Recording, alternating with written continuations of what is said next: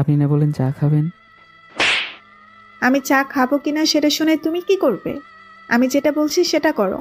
কি আর করব, OC madam বলে কথা, তার কথা মানতে তো হবেই।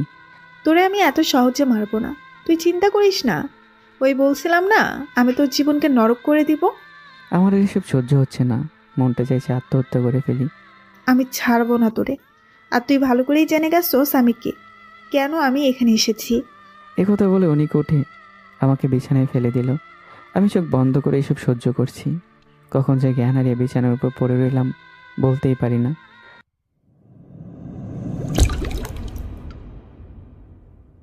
তোর মৃত বোনের সাথে শারীরিক সম্পর্ক করতে হবে, আর সেই কবরস্থানে তোর রাতে একাই যেতে হবে। সুমন, তোর মাথা খারাপ হয়ে গেছে? আমি বোনের সাথে শারীরিক সম্পর্ক করব মানে? এছাড়া কোনো উপায় নেই। আমি ব্যর্থ বন্ধু, আমাকে তুই মাফ করে দে। তুই বুঝতে পারছিস সুমন, আমার জায়গায় অন্য কেউ হলে আজকে তোরে। তোর মাকে কি তুই বাঁচাতে চাস না? হ্যাঁ হ্যাঁ, আমি আমার মাকে বাঁচাতে চাই। যে করেই হোক তুই আমার মাকে বাঁচিয়ে দে। তাহলে তোরে আমি যেটা বললাম সেটা করতে হবে, এছাড়া অন্য কোনো উপায় নেই। প্লিজ সুমন, তুই এমন কথা বলিস না। আমার বোন মরেছে 2 দিন হয়নি, আর তুই আমার বন্ধু এই কথা বলতে পারলি? আমি কিছু প্রশ্ন করব, তুই সঠিক উত্তর দিবি। হ্যাঁ বল। এই 2 দিনে তোর মাকে কোথায় কোথায় ডাক্তার দেখাতে নিয়ে গেলে? এমন কোনো জায়গা নেই যে যেখানে আমার মাকে নিয়ে যায়নি। তবে আফসোস, সব ডাক্তার বলেছে আমার আম্মু বেশি দিন বাঁচবে না। শুধু তুই আমার বন্ধু বললি যে আমার মাকে তুই বাঁচাতে পারবি। দেখ লাদেন, তুই আমার ছোটবেলার বন্ধু। আমি ছোট থেকে পড়াশোনা ছেড়ে তান্ত্রিক হিসাবে নিজেকে উপস্থাপন করি। এমন কোনো কালো জাদু নেই যেটা আমি জানি না। তোর মাকে বাঁচানোর আমার এই একটাই রাস্তা আছে, এখন তোর ইচ্ছা। সুমন, ও আমার একমাত্র আদরের ছোট বোন ছিল, যাকে সারা জীবন আমি নিজের ছোট বোন হিসেবে দেখে আসছি। আর আমার বোন মারাও গেছে, এখন কিভাবে? সুমন আমার ঘাড়ে হাত দিয়ে বলল, দেখ, তোর বোনের জন্য তোর মায়ের এই অবস্থা। তোর বোন মারা গেছে দেখে তিনি মন মরা হয়ে থাকেন, এই জন্যই এমন হয়েছে। আর গোপনে একটা কথা বলবো, ভয় পাবি না তো আবার? ভয়ের ভিতরে আছি, আবার নতুন করে কিসের ভয় দিবি? দেখ লাদেন, আমি সিরিয়াস হয়ে বলছি, ভয় পাবি না তো? আমি সুমনের দিকে তাকিয়ে বললাম, না, ভয় পাবো না, তুই বল। আমরা মানুষ জাতি খুব নিষ্ঠুর রে, আমরা যা চাই তা পাই না। তোরে বলতে আমার খুব কষ্ট হচ্ছে, তাও তোরে বলতেই হবে। দেখ সুমন, এমনিতে আতঙ্কের ভেতরে আছি, এত না পেঁচিয়ে সরাসরি বলে দে কি হয়েছে। তোর মা 2 মাসের প্রেগনেন্ট। সুমনের কথা শুনে জোরে চিৎকার দিয়ে বললাম, তোর মাথা খারাপ হয়ে গেছে? তুই সব কি বলছিস? আজকে 2 বছর হলো আমার আম্মুর সাথে আমার বাবার ডিভোর্স হয়ে গেছে। লাদেন, মাথা ঠান্ডা করে বস, এত রাগিস না। আমি বলছি তো সবকিছু ঠিকঠাক করে দেব। তুই কি ঠিক করবি বল? যেখানে আজকে আমার সব কিছু হারিয়ে গেছে, আর আজকে তোর কাছে আসলাম, তুই কি সব উল্টাপাল্টা কথা বলছিস? আরে, অনেক কথা আছে যেগুলো তোর অজানা। তবে তুই আজকে বাসায় যা, বাকিগুলো পরে বলবো। আর যদি সম্ভব হয় তাহলে কালকে রাত থেকে কাজে লেগে যাবি। সুমনের কথা শুনে কোনো উত্তর দিলাম না, শুধু বললাম, আমি একজন পুলিশ কনস্টেবল, আর আমি জানি না কখন আমার বাবা। থাক, তোরে আর বলতে হবে না। আর এত চাস নিস না। তুই কালকে আমি তোর বাসায় যাব। আন্টি ওখানে থাকলে সুরক্ষিত থাকবে, তুই কোনো চিন্তা করিস না। এখন বাসায় যা তুই। তবে অনেক রাত হয়ে গেছে, একটু সাবধানে যাবি। হুম, ঠিক আছে, তাহলে আমি গেলাম। ঘড়িতে তাকিয়ে দেখি রাত প্রায় 12টা বেজে 40 মিনিট।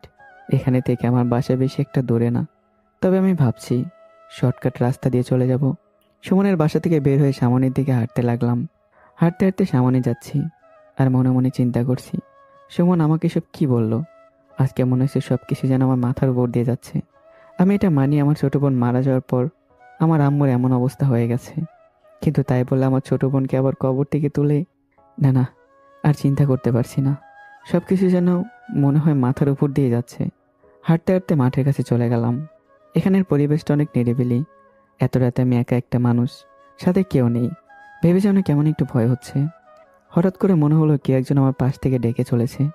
মনে হচ্ছে যেন দূর থেকে কেউ একজন আমার নাম ধরে ডাকছে। ভয়ে তখন রীতিমতো আমার শরীর বেয়ে ঘাম গড়িয়ে পড়ছে। ভাবছি পিছনে তাকাবো কিনা, আবার এটাও ভাবছি এত রাতে আমাকে আবার কে ডাকবে। ধীরে ধীরে পেছনে তাকালাম, আর পেছনে তাকিয়ে দেখি আমার থেকে কিছুটা দূরে একটা মেয়ে দাঁড়িয়ে আছে। অন্ধকারের কারণে তেমন কিছু দেখা যাচ্ছে না, তবে অনুমান করতে পারলাম যে এটা একটা মেয়ে। মেয়েটা আমাকে পেছন ফিরতে দেখে কেমন যেন গম্ভীর সুরে বলল, এত রাতে আপনি এখানে কি করেন? আমি কি করি মানে? আমি তো আমার বন্ধুর বাসা থেকে বাড়িতে যাচ্ছেন তাই তো? এবার আমি একটু ভয় পেয়ে গেলাম। হ্যাঁ হ্যাঁ, কিন্তু আপনি কিভাবে জানেন? আর এতে জানার কি আছে? আপনার বন্ধুর বার্থডে পার্টি ছিল তাই গিয়েছেন, আর এখন বাড়িতে ফিরছেন। আমিও তো আমার বান্ধবীর বাড়ি থেকে মাত্র বাড়িতে যাচ্ছি আপনার মতো। মেয়েটার কথা শুনে এবার আমার একটু ভয় কমলো। তার মানে মেয়েটা আমার মতো লেট করে বাড়িতে যাচ্ছে। তা আপনার বাসা কোথায়? তা মিস্টার লাদেন সাহেব, আপনি কি আপনার বাবার মতো আপনার বোনকে ধর্ষণ করতে পারবেন বুঝি?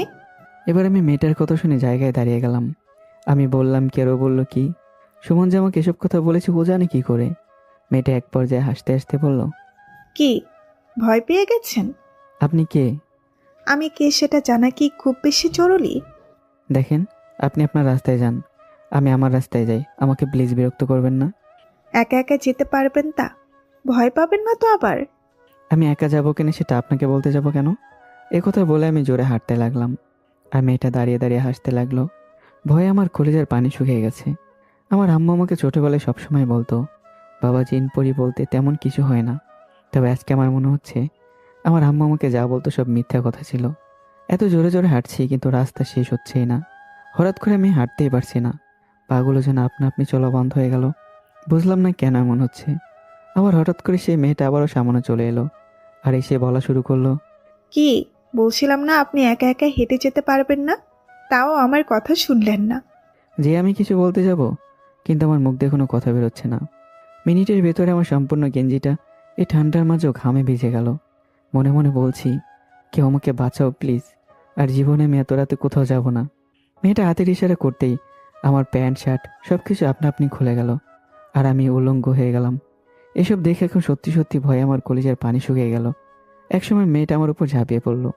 মেয়েটা ইচ্ছে মতো আমাকে ব্যবহার করতে লাগলো। তবে একসময় বুঝতে পারলাম এটা কোনো সাধারণ মেয়ে না। আজকে যেখান থেকে বেঁচে যাব সেই আশাটুকু আমার ভেতরে নেই। মেয়েটার বড় বড় নখ দিয়ে মাঝে মধ্যে আমার শরীরের মাঝে এমন আঁচড় দেয়, মনে হয় যেন আমার কলিজা বের করে নেবে। আমি কোনো মতে নড়তে পারছি না। তবে এখন অনুভব করতে পারছি আমার গোপনাঙ্গ দিয়ে রক্ত বেরোচ্ছে। আমি আর এসব নিতে পারছি না। জোরে একটা চিৎকার দিয়ে বললাম, সুমন আমাকে প্লিজ বাঁচা। কিন্তু সেই চিৎকার আর বাইরে গেল না। ওটা আমার ভেতরেই সীমাবদ্ধ থাকলো। মনে হলো যেন আমি বোবা হয়ে গেছি। আমার শরীর থেকে এমনভাবে রক্ত পড়ছে যেন মনে হচ্ছে আর কিছুক্ষণের ভেতরে আমার দেহ থেকে প্রাণটা চলে যাবে। জীবনে কি এমন ভুল করেছি জানি না, যার কারণে আজকে আমার সাথে এমন হচ্ছে। তবে মেয়েটা আজকে আমাকে ছাড়বে না। ও তৃপ্তি যতক্ষণ না মিটাবে ততক্ষণ আমাকে ব্যবহার করেই যাবে। কখন যে আমি জ্ঞান হারিয়ে ফেলেছি বলতেই পারি না। যখন আমার জ্ঞান ফিরল, তাকে দেখে আমি আমার বিছানার উপর শুয়ে আছি। লাফ দিয়ে বিছানা থেকে উঠে দেখলাম শরীরে সব কিছু একদম ঠিকঠাক আছে। কোথাও কোনো ক্ষতের চিহ্ন নেই। এটা কিভাবে হতে পারে? মেয়েটা আমাকে ওর নখ দিয়ে যে আঁচড়গুলো দিল, কোথায়? এগুলো তো কোথাও নেই। তাড়াতাড়ি নিচে নেমে হাঁটার চেষ্টা করলাম। হাঁটতে পারছি ঠিকই, তবে শরীরটা একটু দুর্বল লাগছে। একবার নিচের দিকে ভালো করে চেক করে দেখলাম সব কিছু একদম ঠিকঠাক আছে। কিন্তু আমার না রাতে অনেক রক্তপাত হয়েছিল। মেয়েটা আমাকে এমনভাবে ব্যবহার করেছে যেন আমি মনে করেছিলাম আজকে আমি সত্যি সত্যি মারা যাব। তাড়াতাড়ি করে সুমনকে কল দিলাম। সুমন আমার ফোন রিসিভ করে বলল, কি খবর বন্ধু তোর? এত সকাল সকাল ফোন করলি যে? আমি বললাম, সুমন, আমি তোর বাসা থেকে কয়টায় বের হয়েছিলাম? এই তো অনুমানিক রাত 12টা। কেন, কি হয়েছে? না তেমন কিছু না। আমার আম্মুর খবর কি? তুই যদি কাজে লেগে পড়িস তাহলে আমিও আমার কাজে লেগে পড়বো। আচ্ছা সুমন, ঠিক আছে, আমার এখন যেতে হবে রে। ঠিক আছে, তবে ছুটি নিয়ে একটু তাড়াতাড়ি চলে আসবি। ফোনটা রেখে চিন্তা করছি, তাহলে কি আমি রাতে স্বপ্ন দেখছিলাম? কিন্তু আমি আমার নিজের চোখে দেখেছি মেয়েটা আমার সাথে কি কি করেছে। তবে এতটুকু আমি বলতে পারি, এটা কোনো সাধারণ মেয়ে না। আরে যা, আমার তো সময় চলে যাচ্ছে। তাড়াতাড়ি করে কিছু খাবার তৈরি করে নিজে খেয়ে নিলাম। এই বাসায় আমি আর আমার আম্মুই থাকি। আর কিছু বলবো না, সব কিছু আস্তে আস্তে জানতে পারবেন। রেডি হতে হতে চিন্তা করছি, আমি কি স্বপ্ন দেখলাম নাকি আমার সাথে বাস্তবে এমন হয়েছে। বাইকটা নিয়ে সরাসরি থানায় চলে গেলাম। থানায় গিয়ে দেখি পুরো থানাটা খুব সুন্দর করে সাজানো হয়েছে। মনে মনে বললাম, কি ব্যাপার, হঠাৎ করে থানাটা এত সুন্দর করে সাজালো? কিছুই তো মাথায় ঢুকছে না। ধীরে ধীরে থানার ভিতরে চলে গেলাম। ভিতরে গিয়ে দেখি সব পুলিশ কনস্টেবলের হাতে একটা করে ফুলের তোড়া। আমি রাসেলের পাশে গিয়ে আস্তে করে বললাম, কে রে রাসেল, আজকে কি থানায় কোনো অনুষ্ঠান আছে নাকি? আগে বলে নেই, এই থানায় আমার রাসেল এবং এরার সাথে একটা ভালো সম্পর্ক আছে। ওরা এখানে আমার সমবয়সী। রাসেল আমার কথা শুনে আমার দিকে তাকিয়ে বলল, কিরে তুই আজকে লেট করে থানায় আসলি যে? আর বলিস না, রাতে ঘুমাতে একটু দেরি হয়ে গেছিল। আর তুই তো জানিস ইদানিং আমার আম্মুকে নিয়ে দৌড়াদৌড়ি করতে হয়। ও আন্টি কেমন আছে রে? এই তো মোটামুটি। তবে আমি এতটুকু বলতে পারি না রে, আমার আম্মুকে কি আমি আজও বাঁচাতে পারবো কি না। দেখ, মন খারাপ করিস না, সব কিছু অবশ্যই ঠিকঠাক হয়ে যাবে। হুম। আর আজকে থানায় কেউ আসবে নাকি, যার কারণে পুরো থানাতে একটু সুন্দর করে সাজানো হয়েছে? কেন তুই জানিস না আজকে আমাদের থানায় নতুন ওসি আসবেন? ও, আমাকে তো কেউ বলেনি। বলবে কিভাবে, তুই তো সারাদিন এদিক ওদিক বিজি থাকিস। কি খবর বেবি? এত বছর পরে দেখা করতে আসলে যে? এরার কথা শুনে মেজাজ পুরো গরম হয়ে গেল। এতদিন বিদেশি ছিলাম, তাই আজকে এসে বউকে ভালোবাসা দেব। আসো গো বউ। এরা আমাকে চিমটি দিয়ে বলল, ভালো হয়ে যাও লাদেন, ভালো হলে টাকা লাগে না। কে বলেছে ভালো হতে টাকা লাগে না? তুই আমাকে 5,000 টাকা দে, আমি এক্ষুনি ভালো হয়ে যাব। রাসেল আস্তে করে বলল, তোদের এখন ঝগড়া করার সময় হলো? এরা সব কিছু গোছানো কি শেষ? এরা রাসেলকে বলল, তুই কি আমার স্যার যে তোরে বলতে হবে গোছানো শেষ হয়েছে কিনা? রাসেল, ফালতু কথা বন্ধ করে বলতো, স্যার কি আসছে নাকি? আরে না, স্যার তো একেবারে ওসির ম্যাডামের সাথে আসবেন। তাহলে তো হয়ে গেল। এরা, তুই একটু এদিকটা সামলে রাখিস, আমি রাসেলকে নিয়ে যাবো আর আসবো। এরা আমাকে উল্টো ধমক দিয়ে বলল, আর কত বছর ওই মেয়ের পিছনে ঘুরবি? তুই একজন পুলিশ কনস্টেবল, আবার ওই মেয়ের পিছনে ঘোরাঘুরি করিস, লজ্জা করে না? কে বলেছে আমরা ঘোরাঘুরি করি? আর তাছাড়া আমাদের কেউ কি কিছু বলতে পারবে? বলল, আমাদের ডিউটি আমাদের পালন করতে দে, এক কথাতেই সব শেষ। আর তাছাড়া তোর ভাবি কিন্তু অনেক সুন্দর আছে। এখনো প্রপোজ করে নাই, আবার বলে ভাবি? যা, দূরে গিয়ে মর। আচ্ছা এরা, তাহলে আমরা গেলাম। তুই একটু দেখিস প্লিজ বোন আমার, আমরা যাবো আর আসবো। লাদেন, তোর মাথা খারাপ হয়ে গেছে। আজকে নতুন ওসি আসবে আর তুই এখন চলে যাবি? আমি পারবো না ভাই, পরে আমি কি বলবো? এরার হাত ধরলাম, ধরেই বললাম, তোর ভাবি আমাকে ডাকছে, প্লিজ তুই না করিস না। রাসেল, তুই ওর সাথে থাকলে একদিন মরবি, দেখিস, এ আমিও বলে দিলাম। রাসেল এরার কথা শুনে আমার দিকে তাকিয়ে বলল, কি করবো বল, বন্ধুত্ব তো মায়া লাগে। রাসেলকে নিয়ে থানা থেকে বের হয়ে সরাসরি কলেজ রোডের দিকে রওনা দিলাম। যেতে যেতে রাসেল বলল, লাদেন, এটা কি ঠিক? আমরা পুলিশ হয়ে একটা মেয়ের পিছনে এতদিন ঘুরছি, আমাদের কি সম্মান বলতে কিছু আছে? আরে বেটা, রাখতো সম্মান। জীবনের পথ চলতে গেলে একজন গার্লফ্রেন্ড অবশ্যই প্রয়োজন, আর আমি সেটার পিছনেই ঘুরছি। বাইকটা এক জায়গায় রেখে সামনের দিকে হাঁটতে লাগলাম। কিছু দূরে আমার হবু বউকে দেখা যাচ্ছে। আরে কি বলছি আমি এসব, এখনও তো প্রপোজই করা বাকি আছে, বউ তো পরের বিষয়। রাসেল আর আমি সামনের দিকে হাঁটতে লাগলাম। আমাদের থেকে মেয়েটা কিছুটা দূরে, ওর সাথে কয়েকজন বান্ধবী আছে। তবে আফসোস একটাই, এতদিন মেয়েটার পিছনে ঘুরলাম, কিন্তু ওর নামটা এখনও জানা হয়নি। মেয়েটা জানে আমি ওর পিছনে ঘুরি, কিন্তু ও তেমন কিছু বলে না। আজকে ওদের ফলো করতে করতে অনেকটাই সামনে চলে গেলাম। হঠাৎ একটা নিরিবিলি জায়গায় মেয়েটা দাঁড়িয়ে গেল, ওদের দেখে আমরাও দাঁড়িয়ে গেলাম। রাসেল ভয়ে ভয়ে বলল, এখন কি হবে বন্ধু? যা হবার হবে, তুই তো ভয় পাস না তো, আমি আছি না। মেয়েগুলো আবারও পেছনে ঘুরে আমাদের কাছে আসলো। এর মাঝে যাকে আমি পছন্দ করি সেই মেয়েটা রাসেল আর আমাকে প্রশ্ন করলো, আমি কি জানতে পারি আপনাদের দুইজনের ভেতর কে সেই মহান ব্যক্তি যে আমাদের মধ্যে একজনকে ফলো করে? আসলে ও তো আমার সাথে এসেছে, আর আমি আপনার জন্য এখানে আসছি। কেন আমার পিছনে ঘোরেন? আমি সরাসরি বলে দিলাম, আপনাকে আমার অনেক পছন্দ, এই জন্য আপনার পেছনে ঘুরি। আর আমি কিন্তু সরকারি চাকরি করি। সে তো দেখতেই পাচ্ছি, পুলিশের পোশাক পরে আমাদের ফলো করছেন। লজ্জা করে না নিজে পুলিশ হয়ে আবার অন্যের পিছনে ঘুরছেন? দেখেন, এতে লজ্জার কিছু নেই। একটা সুন্দর জীবনসাথী খোঁজা, এতে লজ্জার কি আছে? আমার নামটা তো জানেন? না মানে আসলে। আমার নাম মাহি চৌধুরী। চিনেন তো আমার বাবাকে? কেন চেনা লাগবে, সে আবার কে? আমাদের বিয়ে হয়ে গেলে পরে একবারই চিনবনে। মাহি আমার কথা শুনে হাসতে হাসতে বলল, আমি কে, আমার পরিচয় কি, সে না জেনে আমার পিছনে ঘুরছেন? হাস্যকর ব্যাপার তো। রাসেল আমার কানে ফিস ফিস করে বলল, যা করা তাড়াতাড়ি কর, আমাদের সময় চলে যাচ্ছে। মাহি এবার আমার দিকে আঙ্গুল তুলে বলল, এরপর যদি তোরে কোনোদিন আমার আশেপাশেও দেখি না, তোর টুকরো টুকরো করে তোর মাংসগুলো সমুদ্রে ভাসিয়ে দিব। তুই তো এটা জানিস না আমার বাবাকে? আমার বাবা হলো এখানকার এমপি। ভাবছিস আমি সাধারণ হয়ে চলাফেরা করি দেখে আমি সাধারণ ঘরের মেয়ে? তুই সরকারি চাকরি করিস দেখে আমি তোর বিয়ে করে নিব? তোর মতো হাজার হাজার ছেলে মেয়েকে আমার বাবা নিজে হাতে চাকরি দেয়, আর আসছে আমাকে প্রপোজ করতে। তো ভাগ্য ভালো যে এখন আমি কাউকে বলি নাই। যদি একটা ফোন করি না, আমি তাহলে তোর হাড্ডিগুটি একটাও থাকবে না।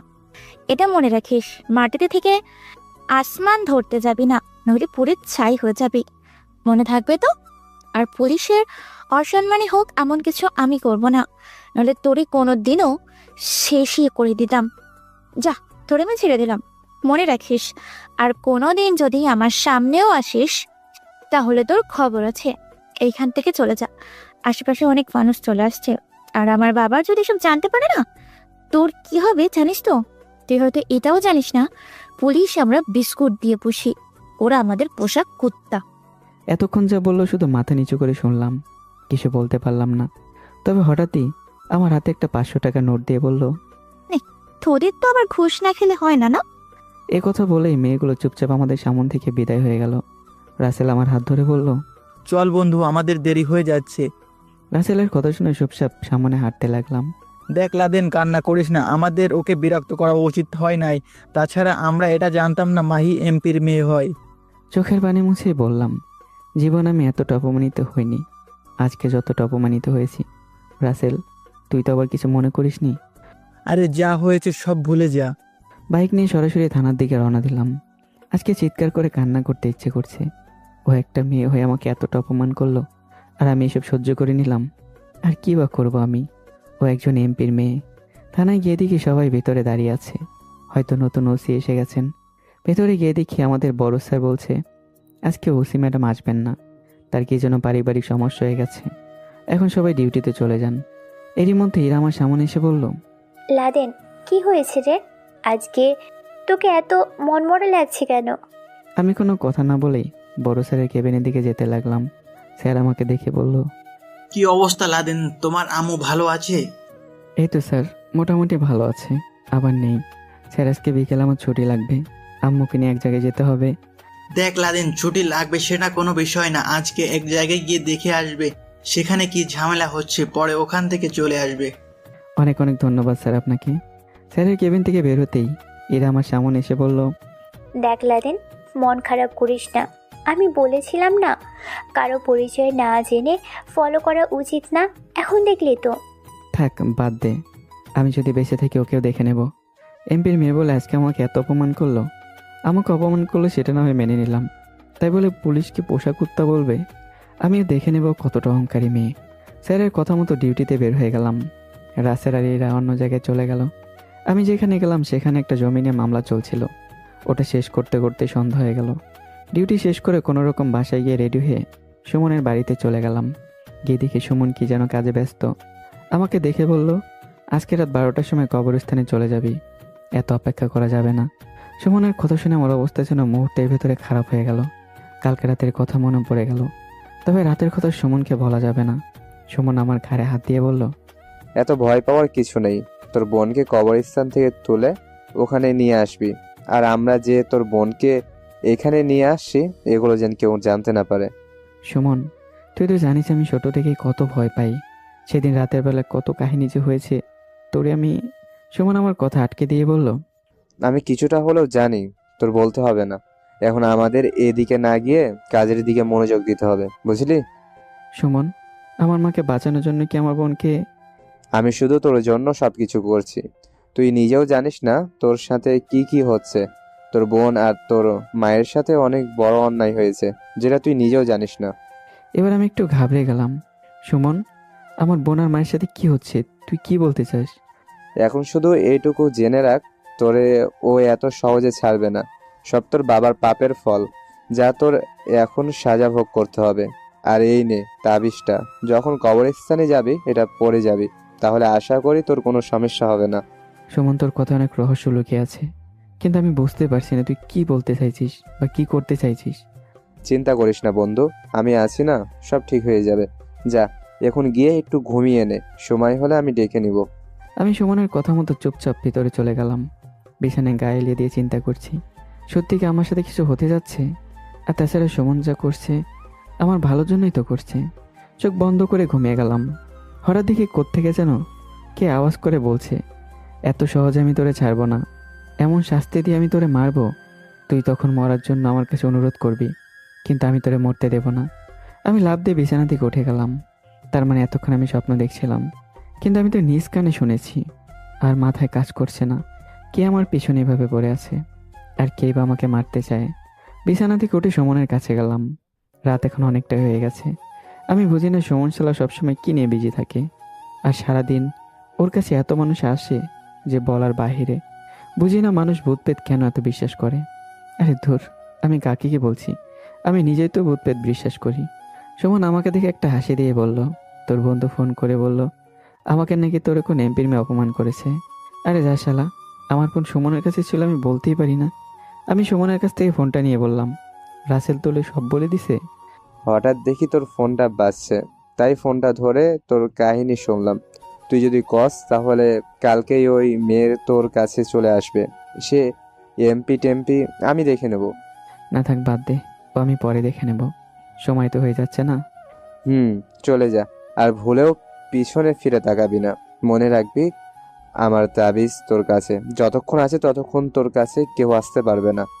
তোর দুই হাতে দূরে দাঁড়িয়ে তোরে বিরক্ত করবে, আর ভুলেও ভয় পাবি না। আমি যতক্ষণ আছি ততক্ষণ তোর কিছুই হবে না, চিন্তা করিস না। তবে তোর বোনকে সরাসরি এখানে নিয়ে চলে আসবি। কিছুক্ষণ পর সুমনের কথা মতো রওনা দিলাম। এখান থেকে কবরস্থান বেশি একটা দূরে না। বাসা থেকে বের হয়ে কিছুটা দূরে যাওয়ার পর মনে হলো সেদিনের মতো আমাকে আজকে কেউ পেছন থেকে ডেকে চলেছে। তবে কি হচ্ছে বুঝতে পারছি না। মনের ভিতরের ভয়টা যে হচ্ছে বলার বাইরে। এখন একটা কথা বলে মনকে বোঝাই। কথাটা হলো যে বনের বাঘে মানুষ খায় না, মনের বাঘে মানুষ খায়। যত সামনে যাচ্ছি ততই যেন শব্দ বেরিয়ে চলেছে। হঠাৎ আমার পিছনে মনে হলো কেউ কান্না করে বলছে, তুই ওখানে যাস না, ওরা তোরে আজকে মেরে ফেলবে।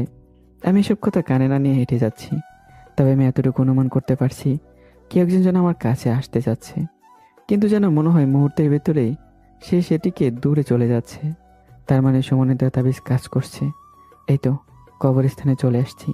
যখন আমি কবরস্থানের গেট খুলব তখন মনে হলো যেন আমার আশেপাশে সব কিছু নিরিবিলি নিস্তব্ধ হয়ে গেল। আমার পেছনে যে একটা চিৎকার বেশি আসছিল, মুহূর্তের ভেতরে ওটা বন্ধ হয়ে গেল। মাঝরাতে ঠিক যেমন পরিবেশ থাকার দরকার ঠিক তেমনই আছে। এই নিরিবিলি পরিবেশের মাঝে আমি শুধু একা। ভাবতেই শরীরের লোমগুলো দাঁড়িয়ে গেল। যত সামনের দিকে যাচ্ছি ততই যেন ভয়টা বেড়েই চলেছে। হ্যাঁ, ওই তো আমার বোনের কবর। ধীরে ধীরে আমি কবরের পাশে চলে গেলাম। আচ্ছা, আমি কি ঠিক কাজ করছি? আমার বোনকে যেখানে কবর দেওয়া হয়েছে সেখানে আমি ওকে মাটি থেকে তুলে নিয়ে আসলাম। এটা করা কি আজও আমার ঠিক হবে? তবে ঠিক কিনা ভুল সেটা আমি বলতে পারবো না। তবে এই মুহূর্তে আমার সুমনের কথা শোনা বেশি একটা জরুরি। ধীরে ধীরে আমি মাটি খুঁড়তে লাগলাম। আমার কাজ আমাকে করতেই হবে। কবর খুঁড়ে মাটি থেকে আমার বোনের লাশটা বের করে কাঁধে নিতেই কেমন যেন জোরে একটা আবহাওয়া বয়ে গেল আমার শরীর দিয়ে। মনে হলো যেন মুহূর্তের ভিতরে কেউ একজন এখান থেকে গেল। আস্তে আস্তে বাতাসের আবহাওয়া বাড়তে লাগলো। তাড়াতাড়ি মাটিগুলো ঠিক করে বোনের লাশটা কাঁধে তুলে সামনের দিকে হাঁটতে লাগলাম। কবরস্থানের গেট বন্ধ করতেই আচমকা একটা মেয়ের কণ্ঠে আওয়াজ আসলো, তুই ছেলেটা বড্ড বেশি খারাপ। আমি তোর কি এমন ক্ষতি করেছিলাম যার কারণে আমার বোনকে তোরা মেরে ফেললি? আমি তোরে ছাড়বো না। তুই যতদিন বেঁচে থাকবি শান্তিতে থাকতে পারবি না। আমি তোর জীবন নরকে পরিণত করব। এখন বেঁচে চলে যাবি, সমস্যা নেই, চলে যা। কিন্তু এই কথাটা মনে রাখিস, আমি তোর পিছু ছাড়বো না, তোরে ছাড়বো না আমি। আমি এসব কথা শুনে তাড়াতাড়ি সামনের দিকে হাঁটতে লাগলাম। তবে মেয়েটি শেষ কথাগুলো খুব জোরে বলছিল। আমি এটা বুঝলাম না এখানে মেয়ে এলো থেকে। তাড়াতাড়ি আমি আমার বোনকে নিয়ে সুমনের বাসায় চলে গেলাম। গিয়ে দেখি সুমন আমার অপেক্ষা করছিল। আমাকে দেখে তাড়াতাড়ি বলল, যা তোর বোনকে টেবিলের উপর রাখ। আমি আমার বোনকে টেবিলের উপর রাখার পর সুমন বলল, তোর কোনো সমস্যা হয় না তো লাদেন? সমস্যা একটু হয়েছিল, তবে তোর তাবিজ সাথে থাকার কারণে কিছুই হয়নি। এখন তুই বল কি করবি? সুমন আমার হাত থেকে তাবিজটা নিয়ে বলল, এখন এটা বলতে আমাকে কে যেন টান দিয়ে ধরে অন্ধকারে নিয়ে গেল, আর নিয়ে গিয়ে আমাকে এমনভাবে মারতে লাগলো। ভয়ে আমি কোনো চিৎকার করতে পারছি না। অন্ধকারের ভেতরে তেমন কোনো কিছুই দেখা যাচ্ছে না। তবে হঠাৎ করে কে জানি আমার বুকের মাঝে মনে হলো হাত ঢুকিয়ে দিল, আর আমার কলিজাটা বের করে নেবে এমন অবস্থা। আমি আর ব্যথা সহ্য করতে না পেরে জোরে একটা চিৎকার দিলাম, সুমন তুই আমাকে বাঁচা প্লিজ, আমি বাঁচতে চাই। এ কথা বলতেই আবার আমি সুমনের সামনে চলে এলাম। সুমন আমাকে দেখে মুচকে একটা হাসি দিয়ে বলল, তোর সমস্যার সমাধান আমি পরে করছি, তুই কোনো চিন্তা করিস না। আগে আমি তোর মা আর বোনকে দেখি। আমার সাথে কী যে হচ্ছে আমি নিজে বুঝতে পারছি না। ঠিক আছে, তোর যেটা ভালো হয় তাই কর। আর আমি একজন ডাক্তারকে এখানে আসতে বলেছি, কারণ তুই আমার কথা বিশ্বাস করবি না। কি এমন যে আমি তোর কথা বিশ্বাস করব না? বলবো ঠিকই, কিন্তু তার আগে তুই আমাকে এটা বল, আমি যা বলবো এই কথাগুলো শুনে আমার গায়ে হাত তুলবি না। আচ্ছা ঠিক আছে। আর তুই যা করেছিস আমার ভালোর জন্যই তো করছিস, এতে আমি তোর গায়ে হাত তুলবো কেন? দেখ লাদেন, এই কথাগুলো বলতে আমার খুব খারাপ লাগছে। তোর আম্মু আজকে সকালে মারা গেছে। আমাকে মাফ করে দিস বন্ধু, আমি তোর জন্য কিছু করতে পারি নাই। তবে আমার যতটুকু সম্ভব ততটুকু চেষ্টা করেছি, কিন্তু আমি ব্যর্থ হয়েছি। তুই হয়তো এটা চিন্তা করতে পারিস আমার আম্মু মারা গেছে, তাহলে আমার বোনকে কবর থেকে তুলে এখানে আনার কি দরকার ছিল? দরকার ছিল দেখেই এনেছি আমি ওকে, কারণ তোর বোন ছিল 5 মাসের প্রেগনেন্ট, আর তোর বোনের আত্মহত্যা করেছে, কিন্তু তারা কেউ বলতে পারিস নাই। আর এসব কে করেছে আমি এগুলো তোরে বলবো না, তুই নিজেই বের কর। সুমনের কথা শুনে আমি চোখ গরম করে ওর দিকে তাকালাম। তোর মাথা খারাপ হয়ে গেছে? কিসব উল্টাপাল্টা কথা বলিস? আমার বোন প্রেগনেন্ট মানে? আবার ও নিজে আত্মহত্যা করে মারা গেছে? সুমন কিছু বলার আগেই রুমে একজন মুরব্বী ঢুকে বলল, সুমন বাবা, আমাকে হঠাৎ এখানে ডাকলে যে? সুমন আমাকে চুপ থাকতে বলে মুরব্বীকে বলল, ডাক্তার সাহেব, এই 2টা লাশ একটু পরীক্ষা করে দেখেন তো ওরা প্রেগনেন্ট নাকি। সুমনের কথা শুনে ডাক্তার তার নিজের কাজে লেগে গেল। অনেকক্ষণ পর ডক্টর বলল, ওরা দুইজন প্রেগনেন্ট, কিন্তু ওরা তো মৃত। কিভাবে কি আমি তো কিছুই বুঝতে পারছি না। আপনার আর কিছু বলতে হবে না, আপনি চলে যান। আর এসব নিয়ে তো আমার কাজ, জানেন তো আপনি। ডক্টর সাহেব কিছু না বলে চুপচাপ আবার বাসা থেকে বের হয়ে চলে গেলেন। আমি শুধু সুমনের দিকে তাকিয়ে আছি। কখন যেমন চোখ দিয়ে পানি পড়তে লাগলো আমি বলতেই পারিনি। সুমন আমাকে একটা টিস্যু দিয়ে বলল, যে তোর মা বোনকে এমন অবস্থা করেছে তাকে কি তুই ছেড়ে দিবি? সুমনের কথা শুনে আস্তে করে বললাম, আমার আম্মুর কসম করে বলছি আমি ওনাকে ছাড়বো না। সেটা আমিও চাই, তবে তুই আমাকে বল তো, তোর বাবা আর তোর আম্মুর কি কারণে ডিভোর্স হয়েছিল? আমার বাবা একজন মাওলানা ছিল, তিনি সবসময় ভালো পথে চলেন। আমার আম্মুকে এই কারণেই হয়তো আব্বু ডিভোর্স দিয়ে দিছে। তবে আম্মু বেঁচে থাকতে আমাকে শুধু এতটুকু বলেছিল, কিন্তু আমি ওনাকে এসব বিষয়ের কোনো প্রশ্ন করিনি। রাত তো অনেক হয়ে গেছে, তুই এক কাজ করিস, তোর বাবার ফোনটা চুরি করে ফেলবি। তোর বাবা যতগুলো মেয়ের সাথে শারীরিক সম্পর্ক করেছে সব তিনি তার ফোনের মাঝে ভিডিও করে রেখেছে। আর এই ভিডিওগুলো তোর বাবা নিরিবিলি পরিবেশে দেখেন এবং মজা নেন। হয়তো তোর আম্মুর ভিডিও আর তোর বোনের ভিডিও সেখানে আছে। হঠাৎ আমি দেখি সুমনের থেকে কিছুটা দূরে একটা লম্বা ধারালো বটি পড়ে আছে। আমি ওটা হাতে নিয়ে বললাম, আজকে আমি ওনাকে না মেরে থামবো না। সুমন আমাকে আটকে বলল, তোর বাবা হলো ঠান্ডা মাথার খনি, আমাদের যা কিছু করতে হবে ধীরে সুস্থে করতে হবে। আগে তোর বাবার ফোন চুরি কর, পরে আমি বলবো কিভাবে কি করতে হবে। কোনো মতে নিজের রাগকে নিয়ন্ত্রণ করলাম। এখন আমার আম্মুর লাশ, আমার বোনের লাশ। চিন্তা করিস, আমার লোক দিয়ে ওনাদের মাটি দিয়ে দেব। এখন তুই একটু রেস্ট নে, যা, অনেক রাত হয়ে গেছে, বাড়িতে যেতে হবে না, আমার বাসায় ঘুমিয়ে পড়। কিন্তু সুমন কেন কিন্তু নয়, আমি যা বলছি তুই তাই কর। সুমন আমাকে রুমে ঢুকিয়ে দিয়ে বলল, গুড নাইট, ঘুমিয়ে যা। আমার কিছু কাজ আছে, সেগুলো আমি শেষ করে ঘুমিয়ে যাব। সুমন চলে যাওয়ার পর আমি চিন্তা করছি, সত্যি কি আমার বাবা এগুলো করতে পারে? আমার মাথায় নানা ধরনের চিন্তা ঘোরাঘুরি করছে, কিন্তু আমি কিছুই বলতে পারছি না। মাথাটা কেমন যেন ব্যথা করতে শুরু করলো। আচ্ছা, এখন আমার কি করা উচিত? হয়তো সব কিছু ভালো করে খোঁজ নেওয়া। এসব চিন্তা করতে করতে ঘুমিয়ে গেলাম। হঠাৎ করে চোখ খুলে দেখি আমার হাত পা নাড়াতে পারছি না। আমার সামনে সব কিছু যেন অন্ধকার হয়ে আছে। মুখ দিয়ে আমি কোনো কথা বলতে পারছি না। কাউকে যে ডাক দেবো সে কথাটুকু মুখ দিয়ে বেরোচ্ছে না। অন্ধকারের মাঝে কে যেন বলল, কিন্তু আমার হাত থেকে বেঁচে যাবি? ভাবলি আমি তোরা এত সহজেই ছেড়ে দিব? বলছিলাম না আমি তোর জীবন নরক করে দিব। এই কথাগুলো বলে মেয়েটা আমার উপর ঝাঁপিয়ে পড়ল। মেয়েটার কণ্ঠ শুনে বুঝতে পারলাম সেই চেনা পরিচিত একটা কণ্ঠ। মনে হচ্ছে যেন এমন কণ্ঠ আমি আগে কোথাও শুনেছি। মেয়েটা ওর মতো করে মজা নিতে লাগলো, কিন্তু আমি কিছুই বলতে পারছি না। আমার সাথে কেন এমন হচ্ছে? আমি কার কি ক্ষতি করেছি যার কারণে এই মেয়েটা আমার সাথে এসব করছে? আমি তোর কোনো ক্ষতি করিনি। ধীরে ধীরে আমার শরীরের শক্তি কমতে লাগলো। তবে আমি এতটুকু বুঝতে পারছি, এটা সেদিনের সেই মেয়েটা।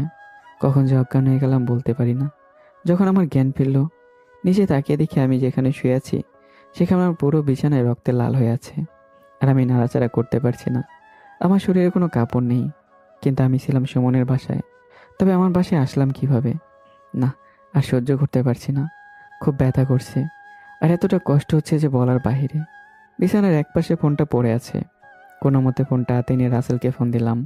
রাসেল ফোন রিসিভ করে ঘুম ঘুম কণ্ঠে বলল, কিরে লাদেন, এত সকাল সকাল ফোন দিলি, তুই কি আমাকে ঘুমাতে দিবি না? রাসেল তুই প্লিজ আমাকে বাঁচা, আমার অবস্থা খুব সিরিয়াস, আমি বিছানা থেকে উঠতে পারছি না, প্লিজ তুই আয়। লাদেন, তোর কি হয়েছে? আমি এখানেই আসছি, তুই চিন্তা করিস না। ফোনটা রেখে চোখ বন্ধ করে শুয়ে আছি, চোখ দিয়ে আপনা আপনি পানি পড়ছে। আমার সাথে কেনই বা এমন হচ্ছে? আমি কার কি এমন ক্ষতি করলাম? মেয়েটা আমাকে এমনভাবে ব্যবহার করছে কেন তাও জানি না। আজও কি বাঁচবো নাকি আমি? কিছুক্ষণ পর রাসেল চলে আসলো, তবে রাসেলের সাথে ইভাকে দেখে চোখ বন্ধ করে দিলাম লজ্জায়। রাসেল কোনো মতে আমার শরীরে কাপড় দিয়ে বলল, লাদেন, তোর এমন অবস্থা কি করে হয়েছে? রাসেলের কথা শুনে বললাম, এত প্রশ্ন করিস না, আমাকে ওকে হাসপাতালে নিয়ে যা, আমার খুব কষ্ট হচ্ছে। রাসেল আর ইভা মিলে আমাকে হাসপাতালে নিয়ে গেল। হাসপাতালে যাওয়ায় ডাক্তার আমাকে অজ্ঞান করে দিল। যখন আমার জ্ঞান ফিরল, তখন থেকে রাসেল আর ইভা আমার পাশে বসে আছে। আমার জ্ঞান ফিরতে ইভা বলল, এখন তোর কি অবস্থা লাদেন? এই তো মোটামুটি আছি রে। রাসেল আমার দিকে তাকিয়ে বলল, ডাক্তার বলল যে তোর সাথে কেউ অতিরিক্ত শারীরিক সম্পর্ক করার কারণে। রাসেলকে আমি থামিয়ে দিলাম, বাদ দে, সব আমার কপাল। আচ্ছা তোর অফিসে চলে যা। ইভা আমার কথা শুনে বলল, রাসেল, তুই চলে যা অফিসে, আমি এখানে আছি। আর স্যার যদি বলবি লাদেনকে নিয়ে হাসপাতালে চলে এসেছি। রাসেল আচ্ছা বলে চলে গেল। রাসেল চলে যাওয়ার পর ইভা বলল, সত্যি করে বল, তুই কোন মেয়ের সাথে? এবার তুই আর কিছু বলিস না, আমি তোর সব কিছু বলবো, তবে আমাকে একটু সময় দে। আর ডক্টর কি বললো, বাড়িতে যেতে পারবো তো? যেতে পারবি, তবে কিছুক্ষণ পর। হঠাৎ সুমনের নাম্বার থেকে একটা SMS আসলো। সেখানে লেখা আছে, আমাকে মাফ করে দিস, আমি তোর পাশে থাকতে পারলাম না। আমি জীবনে কত কিছু করেছি, কিন্তু আজকে হেরে গেলাম রে, পারলাম না তোর পাশে থাকতে। তবে তোর আম্মু আর বোনকে আমি কবর দিয়ে দিয়েছি। যে মেয়েটা তোর সাথে এসব করেছে, ও সহজে তোরে ছাড়বে না। আমি জানি তুই সব কিছু সমাধান করতে পারবি, তবে একটা কথা মনে রাখিস, সব কিছু তোর বাবার মোবাইলে আছে, ওটাই তোর বাঁচার একমাত্র শত্রু। আমি তোরে ছেড়ে অনেক দূরে চলে গেলাম, আমি পারলাম না রে, আমাকে মাফ করে দিস। সুমনের মেসেজ দেখে আমার মনের ভেতরে একটা চিন্তা ঢুকে গেল। সুমন আমার কাছে মাপ চাইলো কেন? ও হেরে গেছে মানে কি হতে পারে? দুহাত দিয়ে মাথা চেপে ধরে আছি। এবার আমার হাত ধরে বলল, তোর কি হয়েছে আমার কাছে বল। বলবো রে সব কিছু, আমাকে আগে বাসায় নিয়ে চল। ইভাকে ধরে কোনো মতে বাসায় গেলাম, তবে মাঝে মাঝে ইভা আর রাসেল আমাকে অনেক জোর করেছিল এই বিষয়ে বলতে, কিন্তু আমি কিছু বলতে রাজি হইনি। আজকে 2 দিন হয়ে গেল, এখন আমি মোটামুটি অনেকটা সুস্থ। সুমনকে আমি অনেক খুঁজেছি, ও কোথায় গিয়েছে, কিন্তু কোথাও পাইনি। আজকে স্যার আমাদের নাইট ডিউটি দিয়েছে, সাথে এবার সুমনও আছে। আজকে নাকি এমপির মেয়ের জন্মদিন, তাই আমাদের থাকতে হবে। এখন বাজে রাত প্রায় 12টার মতো। আমি আর রাসেল এক কোণায় দাঁড়িয়ে কথা বলছি। হঠাৎ করে পেছন থেকে কে জানি বলল, কি খবর মিস্টার আবুল? পেছনে তাকিয়ে দেখি মাহি ওর বান্ধবীর সাথে দাঁড়িয়ে আছে, আর আমাকে উদ্দেশ্য করে এই কথাটা বলল। আমি ভদ্রতার খাতিরে মাথা নিচু করে বললাম, কিছু কি বলবেন ম্যাম? মাহি মুচকে হাসি দিয়ে বলল, আমার জুতোয় ময়লা জমে গেছে, তোর পকেট থেকে রুমালটা নিয়ে আমার জুতোটা মুছাতে। মাহির কথা শুনে রাসেল অদ্ভুত দৃষ্টিতে আমার দিকে তাকিয়ে আছে। আমি কি করিও দেখতে চাইছে। মাহি আবার আমাকে ধমক দিয়ে বলল, কিরে, আমি তোরে কি বললাম, তোর কানে যায় নাই? এটা একটা অনুষ্ঠান, এখানে যদি কোনো ঝামেলা করি সমস্যা হবে। এমপি সাহেবও এখানে আছেন, তাই কোনো উপায় না দেখে চুপচাপ রুমালটা বের করে ওর পায়ের জুতা মুছে দিলাম। মাই শুধু আমাকে বলল, মানুষকে না চিনে যদি তোর পিছনে ঘুরিস তাহলে এমনই হবে। মাহি চলে যাওয়ার পর রাসেল আমাকে বলল, ওরা যে আমাদের কিভাবে এটাই বুঝি না, আমরা কি ওদের টাকা কেনা গোলাম? হয়তো, আবার হয়তো না। আচ্ছা এসব বাদ দে, সময় একদিন আমারও আসবে, তখন আমিও দেখিয়ে দেবো আমি কি জিনিস। এর মাঝে ইভা এসে বলল, লাদেন, তোর বাবাকে দেখলাম এমপির সাথে বসে আছে। তো আমি কি করব? আর ইভা তোরে কতবার বলছি এসব বিষয়ে আমাকে কিছু বলবি না। ইভা আমার কথা শুনে চুপ হয়ে গেল। আমাদের ডিউটি প্রায় শেষ পর্যায়ে। যখন আমরা চলে যাব, এর ভিতরে আমার বাবা মা সামনে এসে বলল, লাদেন বাবা, তোর কি খবর? বাবার দিকে তাকিয়ে দেখি কি সুন্দর ক্ষুদ্র চোখে আমার দিকে তাকিয়ে আছে। মাথায় একটা টুপি পরা, শরীরে একটা জুব্বা, দেখলে মনে হয় একদম নিষ্পাপ। আচ্ছা সুমন কি আমাকে ভুল কিছু বললো নাকি? লাদেন, আমার সাথে কথা বলবি না? বাবার কথা শুনে শুধু বললাম, আমার সময় নেই, আমাকে এখন যেতে হবে। সুমন চল। এ কথা বলে আমরা 3 জন বের হয়ে গেলাম। লাদেন এর রাগ করা উচিত নয়, যত হোক তিনি তোর বাবা হন। তো আমি কি করব? ওনার সাথে অনেকদিন আগে আমাদের সম্পর্ক শেষ। ওনার কারণে আমার আম্মু আর বোন কথাটা বলতে গিয়ে আটকে গেলাম। এবার আমার দিকে তাকিয়ে বলল, লাদেন, তুই ইদানিং আমাদের থেকে অনেক কিছু লুকোস। আচ্ছা, আমরা কি তোর বন্ধু না? আমাদের বল তোর কি হয়েছে? তাহলে তোর কষ্ট একটু হলেও তো কমবে। আরে তোদের কাছে আমি সব কিছু বলবো, তোরা কোনো চিন্তা করিস না। তোর ইচ্ছে হয় যদি বলবি, না হলে নেই। আর শোন, কালকে আমাদের থানায় নতুন ওসি আসবেন। সকাল সকাল রেডি হয়ে চলে আসবে, মনে থাকে যেন। দেখি। আচ্ছা রাসেল, আজকে আমার বাসায় যেতে ইচ্ছে করছে না। আমি কি তোর সাথে আজকে রাতটা? রাসেল আমাকে আটকে বলল। আরে এতে বলার কি আছে, তাহলে তো ভালোই হলো। চল দুজনে মিলে কিছুক্ষণ আড্ডা দিয়ে ঘুমিয়ে যাব। এভা তুমিও চলো। মায়ের খাবি রাসেল? আমি একটা মেয়ে মানুষ, পরে আমার সুযোগ নিবি না। সে যদি হয় তাহলে তো ভালোই হবে। এভাবে আমার মাথায় থাপড় দিয়ে বলল, শালা, লুচ্চামি কমাতে পারিস না? কি লুচ্চামো করছি আমি তোর সাথে? বন্ধুর কাছে এতটুকু আবদার করলে বুঝি? দেখ লাদেন, চুপচাপ থাক বলছি, নইলে নইলে তোরে যে আমি কি করব হিসেব নেই। আমি আর কিছু বললাম না। বেচারির মাথা আজকে এমনিতেই আমি গরম করে দিলাম। রাসেলের বাসায় গিয়ে কাপড় চেঞ্জ করে সরাসরি বিছানায় গাইলে দিয়ে শুয়ে পড়লাম। আর চিন্তা করছি, এই কয়েকদিন একটু ভালোই ছিলাম, মেয়েটা আমাকে বিরক্ত করেনি। না জানি আবার কবে। ভাবতে গায়ে লোম দাঁড়িয়ে গেল। রাসেল বিছানায় বসে বলল, কিরে তুই চিন্তা করিস এত? এই চিন্তা করছি, সবাই তো আমার জীবন থেকে চলে গেল, এখন আমি শুধু একাই আছি। জানি না আমার কপালে কি আছে। আরে এত চিন্তা করিস না বন্ধু, আমরা আছি তো। হ্যাঁ সে তো জানি। আচ্ছা এখন ঘুমিয়ে পড়, সকাল সকাল আবার ডিউটিতে চলে যেতে হবে। রাসেল আমার কথা শুনে বিছানায় শুয়ে গেল। চিন্তা করতে করতে কখন যে আমি ঘুমিয়ে গেলাম বলতে পারি না। সকালে ঘুম থেকে উঠে মনে হলো, যাক তাহলে আজকে আমার তেমন কিছু হয়নি। রেডি হতে হতে চিন্তা করছি, যদি মেয়েটা কোনো ভূত হয়। দূর, সে যাই হোক, এসব চিন্তা করা যাবে না। আগে আমার ওর সাথে কথা বলতে হবে। কেন আমার সাথে এমন করছে? আমি ওর সাথে কেমন অপরাধ করেছি যার কারণে আমার সাথে এসব করছে? রাসেল আর আমি মিলে সকাল সকাল অফিসে চলে গেলাম। আজকে যেহেতু ম্যাডাম আসবে, এজন্য সকাল সকাল চলে গেলাম। অফিসে সব কিছু সুন্দরভাবে সাজাতে লাগলাম। ইভাই সে প্রশ্ন করলো, কি রে, আজকে এত সকাল সকাল চলে আসলি যে? কই আর সকাল, 10 মিনিট আগে আসছি। আচ্ছা বলতো, আমাকে কেমন লাগছে? ইভা আমার দিকে তাকিয়ে বলল, আজকে তো তোরে খুব হ্যান্ডসাম লাগছে। এত সাজুগুজু করে আসলি, মনে হচ্ছে যেন আজকে। থাক, তোরা কিছু বলতে হবে না, পরে কি না কি বলে দিবি তুই। আমরা আর কোনো কথা বললাম না। কিছুক্ষণ পর ওসি ম্যাডাম আমাদের সামনে চলে এলো। ওসি ম্যাডাম গাড়ি থেকে নামতেই আমি পুরো বোকা বনে গেলাম। এতটাই স্মার্ট, এতটা ইয়াং মেয়ে আমি আগে কখনো দেখিনি। আর ওনার সৌন্দর্যের প্রশংসা করতেই হয়। কি সুন্দর চোখ, মুখের প্রশংসা যদি করি তাহলে সব দিকে মাশাআল্লাহ। আর নিচের, আরে যাচ্ছি, আমি আবার উল্টাপাল্টা কি চিন্তা করছি। হঠাৎ মনে হলো কে যেন আমাকে চিমটি দিল। আরে ইভা আমার পাশে থেকে আমাকে চিমটি দিচ্ছে। আমি চোখ রাঙিয়ে ওর দিকে তাকালাম। কিরে, আমাকে চিমটি দিলে কেন? ইভা কিছু বলার আগে রাসেল বলল, শালা ম্যাডাম তোর সামনে দিয়ে গেল আর তাই ফুল দিলি না। আমরা এত করে তোরে ডাকলাম কিন্তু তুই ম্যামের দিকে এক দৃষ্টিতে তাকিয়েছিলি। এখন যা, ম্যাডাম তোরে পার্সোনাল ভাবে যেতে বলেছে। তোরা আমাকে আগে বলবি তো শালা। ইস, এখন কি যে হয়। ধীরে ধীরে ম্যামের রুমের দিকে যেতে লাগলাম। না জানি এখন আবার কি না কি বলে। আজকে প্রথম দিন এখানে আসলো আর আমি আজকে তার সাথে বেয়াদবি করলাম। ম্যাডামের কেবিনের সামনে গিয়ে বললাম, ম্যাডাম ভিতরে আসবো কি? ম্যাম আমার দিকে তাকিয়ে বলল, তুইও তো সেই যে আমাকে দেখে আমার দিকে তাকিয়েছিলি। এটা কি ভুলে গেছস? আমি তোমার কে হই? ম্যাডামের এই কণ্ঠটা শুনে মনে হলো যেন এই কণ্ঠটা আমি আগে কোথাও শুনেছি, কিন্তু কোথাও যে শুনেছি মনে পড়ছে না। কি হলো, দাঁড়িয়ে দাঁড়িয়ে কি চিন্তা করো? এখানে আসবে নাকি? আমি মাথা নিচু করে ম্যাডামের সামনে গেলাম। সরি ম্যাডাম, আসলে। হুম, বললো আসলেই কি? আমি আর কিছু বললাম না, চুপচাপ দাঁড়িয়ে আছি। তবে ম্যাডামের চেহারা এতটা যে সুন্দর, তাকালে মনে হয় শুধু যেন তাকিয়ে থাকি। কি ব্যাপার, মাথা নিচু করে দাঁড়িয়ে আছো কেন? ম্যাডাম আসলে তখন এজন্য সরি। আপনি এত সুন্দর যার কারণে আপনার উপর থেকে চোখই সরাতে পারিনি। আর ম্যাম সরি, আমি আবার সত্যি কথা ছাড়া মিথ্যা বলি না। ও সত্যবাদী না তুমি?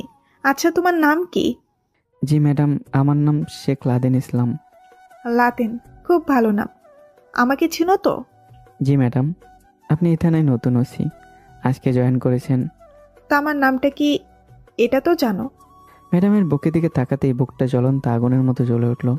তাড়াতাড়ি মাথা নিচু করে মনে মনে বলছি, দূর, বিপদে কেন যে আমার পিছনে লেগে আছে। ধীরে সুস্থে বললাম, জি ম্যাডাম, আপনার নাম মিস অনিকা। ম্যাডাম কিছু না বলে চুপচাপ কিসের যেন একটা ফাইল দেখলো। কিছুক্ষণ পর বলল, এখন যাও, বাইরে রৌদ্রর মাঝে গিয়ে এক কান ধরে এক পা উপরে তুলে দাঁড়িয়ে থাকো। ম্যাডাম আসলে আমি সরি, প্লিজ আমাকে মাফ করে দেন। আমার মুখের উপরে কথা, আমি কি বললাম কানে যায় না? ম্যাডামের ধমক শুনে চুপচাপ কেবিন থেকে বের হয়ে গেলাম। ম্যাডামের কেবিন থেকে বেরোতেই এবার এসে বলল, কি রে ম্যাডাম, তোরে কি বলতে বলেছে? আমি চোখ গরম করলাম। ম্যাডাম তোরা মারতে বলছে, মারবো কি? আরে এত রাগ করিস কেন, কি হয়েছে তাই বল। আচ্ছা তুই বল, কাউকে ভালো লাগে কি অপরাধ? আর ভালো জিনিস কি তুই চোখে দেখিস না বলতো? ও মা, ভালো জিনিস তো সবাই চোখে দেখে, এতে কি এমন অপরাধ হয়েছে? এটাই তো আমি ম্যাডামকে বোঝাতে পারলাম না।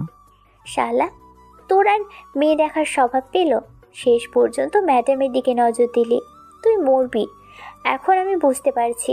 আমি আর কোনো কথা বললাম না। ম্যাডামের কথা মতো বাইরে গিয়ে দাঁড়ালাম। লজ্জা আমার কেমন যে লাগছে বলে বোঝাতে পারবো না। রাসেল আমার সামনে দাঁড়িয়ে বলল, কি রে লাদেন, তুই এভাবে দাঁড়িয়ে আছোস কেন? সব আমার কপাল, আর বলিস না। এখন তুই তাড়াতাড়ি আমার সামনে থেকে চলে যা, না হলে ম্যাডাম আবার তোরও 12টা বাজিয়ে দেবে।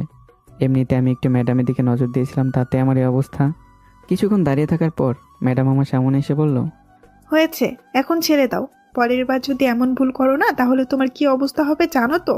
আর ভুল হবে না ম্যাম। ঠিক আছে, এখন গিয়ে তোমার কাজে লেগে পড়ো। এই কথা বলেই ম্যাডাম বাইরে চলে গেল। ইভা আমার হাতে এক গ্লাস পানি দিয়ে বলল, নে আগে পানি খেয়ে নে। ইভার দিকে তাকিয়ে বললাম, কাটাকে নুনি ছিটা দিস না, এমনিতে রাগে শরীর ফেটে যাচ্ছে। সে তো ভুল করলে শাস্তি তো পেতেই হবে।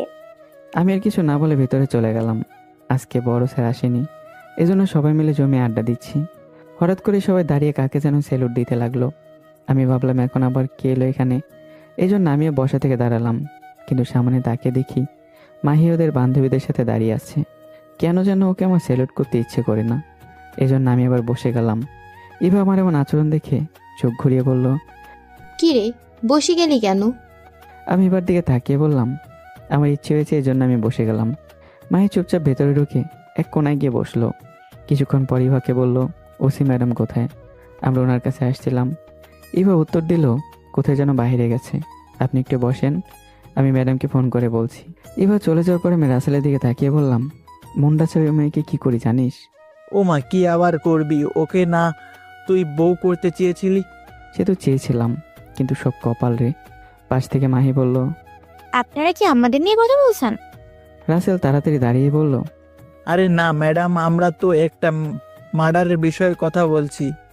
মাহি হাত ইশারা করে আমাকে ডাক দিল। মনটা তো চাইতে সেমের মাথা ফাটিয়ে জেলে চলে যাই। আমি তোর পিছনে ঘুরি না, কিন্তু তাও কেন আমার পিছনে পড়ে আছে? চেয়ার থেকে উঠে মায়ের সামনে গিয়ে দাঁতে দাঁত কামড়ে বললাম, জি ম্যাডাম বলেন। আমি কার মেয়ে এটা তো ভালো করে জানো। জি জানি। এখন আমি আপনার জন্য কি করতে পারি মিস মাহি চৌধুরী? আপনি কি আমাকে এখানে অপমান করছেন নাকি সম্মান করছেন? যেটা আপনার মনে হয় আমি তাই করছি। এবার মাহির হাতে কফির মগ দিয়ে আমাকে বলল, লাদেন দেখ, বেয়াদবি করিস না, পরে কিন্তু বিপদে পড়বি। তুই এখান থেকে যা, তোর কাজ গিয়ে তুই কর, আমি দেখছি। এবার আমার কথা শুনে চুপচাপ দাঁড়িয়ে গেল, আমাকে কিছু বলল না। মাহি আমার দিকে তাকিয়ে কফির মগটা পাশে রেখে দাঁড়িয়ে আমার সামনে এসে বলল, তোর খুব খুব সাহস হয়েছে না? এখানে সাহসের কি আছে? আর আপনি এমপির মেয়ে হয়েছেন দেখে সম্মান করতে হবে। আর এটা মনে রাখবেন, আমরা আপনার বাবার জন্য কাজ করি হয়তো, কিন্তু আপনার জন্য না। সাথে সাথে মাহি আমার গালে ঠাস ঠাস করে 2টা থাপ্পড় বসিয়ে দিল। তোর কত বড় সাহস! এক তো আমাকে অপমান করছিস, আবার আমার সাথে বেয়াদবি করছিস। তোর এখান থেকে তুলে নিয়ে গিয়ে যে কি করতে পারি তা তো জানিস। মাহি থাপ্পড় খেয়ে রাগ তো মাথায় উঠে গেল। সাথে সাথে মাহির মাথা চেপে ধরে সরাসরি ওর ঠোঁটের সাথে আমার ঠোঁট মিলিয়ে দিলাম। মাহি আমাকে দুহাত দিয়ে ছাড়াতে চেষ্টা করছে, কিন্তু আমি একে জোর করে ধরে রাখলাম।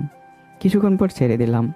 ঠোঁটে হাত দিয়ে লিপস্টিকের দাগ মুছে একটা হাসি দিয়ে বললাম, থাপ্পড় দেওয়ার ফল এটা। মাহি ঠোঁটের দিকে তাকিয়ে দেখি ওর ঠোঁটে অনেকটা কেটে গেছে। আবার মাহি আমার দিকে তাকিয়ে কান্না করছে। থানার সবাই তো আমার দিকে অবাক চোখে তাকিয়ে আছে। কেউ হয়তো ভাবতে পারিনি আমি ওর সাথে এমনটা করব, কিন্তু আমাকে এত অপমান করলো। আর আমি যদি কিছু না করি তাহলে বিষয়টা কেমন হয়ে যায় না? রাসেলকে ডাক দিয়ে বললাম, রাসেল এদিকে একটু আয়। রাসেল আমার কাছে এসে বলল, এটা কোন কাজ করলি? এমনটা না করলেও পারতি। এত কথা বলতে বলছি তোরে, তুই গিয়ে সিসিটিভির ফুটেজটা আমার ফোনে দিয়ে ওটা ডিলিট করে দিবি। এখন তাড়াতাড়ি যা। রাসেল আমার কথা শুনে চলে গেল। আমি মাহির হাতে টিস্যু পেপার দিয়ে বললাম, চোখের পানি মুছে নেন। আর একটা কথা মনে রাখবেন, আপনি কিন্তু অনেক সুন্দরী, তাও কেন মানুষের সাথে বাজে ব্যবহার করেন এটাই বুঝি না। মাহি কোনো কথা না বলে চুপচাপ কান্না করছে। আরে যা, ওসি ম্যাডামও চলে আসলো দেখি। আজকে আমি শেষ। আনিকা ম্যাডাম সরাসরি থানার ভেতরে ঢুকে আমার দিকে একবার তাকিয়ে মাহিকে বলল, কি ব্যাপার মাহি, তুমি কান্না করছো কেন? মনে মনে বললাম, এই যা, আজকে আমি গেছি। আনিকা ম্যাডাম কিভাবে মাহিকে চেনে এটাই তো বুঝতে পারছি না। মাহি কান্না সরে আনিকা ম্যাডামের দিকে তাকিয়ে বলল, আপু, এই ছেলেটা আমার সাথে বিয়াদবি করছে। আমি তো সাথে সাথে মাথায় হাত দিলাম। এই যে আপু, আপনি কী সব বলছেন? আপনি এখানে এসেছেন কিছুক্ষণ হলো, আর এখন বলছেন আমি আপনার সাথে বেয়াদবি করেছি? এটা কেমন কথা হলো? মাহি যেই কিছু বলতে যাবে তখন আমি ইশারা করে বললাম, যদি কোনো কিছু বলে তাহলে ভিডিও কিন্তু আমার কাছে আছে, পরে তোমার বিয়ে হবে না, এটা মনে রেখো। মাহি রেগে চিৎকার দিয়ে বলল, এখানে আসাই আমার ভুল হয়েছে। আনিকা আপু, এখানে আমি আপনার কারণে এসে অপমানিত হলাম, এটা কিন্তু ঠিক করেনি আপনি। আমিও দেখে নিব। এই বলে মাহি এক প্রকার রেগে থানা থেকে বের হয়ে গেল। মাহি যেতেই ম্যাডাম তো আমার দিকে আগুনের মতো তাকালো। আমাকে কিছু না বলেই ইভাকে ডেকে বলল, ইভা এদিকে আসো, এখানে কি হয়েছিল তা বলো তো। একদম যা বলবে সত্যি সত্যি বলবে। ম্যাডামের কথা শুনে ইভা আমার দিকে তাকালো। তখনই ম্যাডাম আবার ইভাকে ধমক দিয়ে বলল, তুমি বলবে নাকি আমি অন্য কাউকে বলবো? আর যদিও একটা কথা মিথ্যা বলো না, তাহলে থানার সব কনস্টেবল এমন শাস্তি দিবে না বলার বাহিরে। কেমন লাগবে যখন একজনের জন্য সবাই শাস্তি পাবে? ইভা তো ম্যাডামের কথা শুনে ভয়ে কাঁপতে লাগলো। তবে আমি মনে করেছিলাম ইভা কিছু বলবে না, কিন্তু আমার ভাবনা চিন্তা ছিল ভুল। ইভা আমাকে অবাক করে দিয়ে আনিকা ম্যাডামকে সব কিছু বলেই দিল। সব কিছু শুনে আনিকা ম্যাডাম নিজের রাগ কন্ট্রোল করে বলল, জানো ইভা মাহি আমার কি হয়? মাহি হলো আমার বেস্ট ফ্রেন্ডের একমাত্র ছোট বোন। আর আজকে সে এখানে এসে অপমানিত হয়েছে। থানার সবাই শোনো, আজকে থেকে এখানে ও সবাইকে চা কফি দিবে। এখানে একজন চাকরের যা কাজ, আজকে থেকে ও তাই করবে। আনিকার কথা শুনে আমার মাথা গরম হয়ে গেল। আমি ভুল করেছি, আমাকে শাস্তি দেবে, তাই বলে আমাকে চাকরের সাথে তুলনা করবে। আর বলে কিনা আমি চাকরের কাজ করব।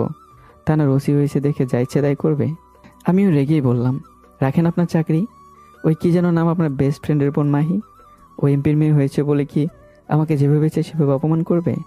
আর আমি প্রতিশোধ নিতে গেলে আমার অপরাধ হয়ে যায়, তাই না? করলাম না আপনার চাকরি, আপনার চাকরি আপনি করেন। এসব বাল আমার দেখা আছে, কে যে কী করবে আমি সব জানি। আনিকে আবার ঠাস ঠাস করে আমার গাড়ি চড় দিয়ে বলল, একজন সাধারণ কনস্টেবল হয়ে আমার মুখের উপরে কথা বলিস? আবার কোষ চাকরি ছেড়ে দিব? তুই যা না, চাকরি ছেড়ে আমি এমন রিপোর্ট তৈরি করব না, জীবনভর শুধু জেলে পচে মরতে হবে। এখন তো 1 মাস চাকরের অফার দিলাম, যদি বেশি বাড়াবাড়ি করিস না তাহলে জেলের ভেতরে ঢুকিয়ে দিব।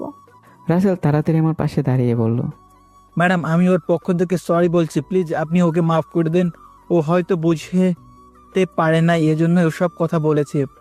আনিকা ম্যাডাম রেগে বলল, যদি তুমিও আমার মুখের উপর কথা বলো তাহলে দুজনকেই মিলে এই থানায় একই কাজ করতে হবে।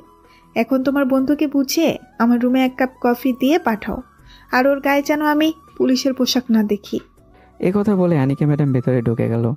থানা সাহেব আমার দিকে শুধু অবাক চোখে তাকিয়ে আছে, কেউ কোনো কথা বলতে সাহস পাচ্ছে না।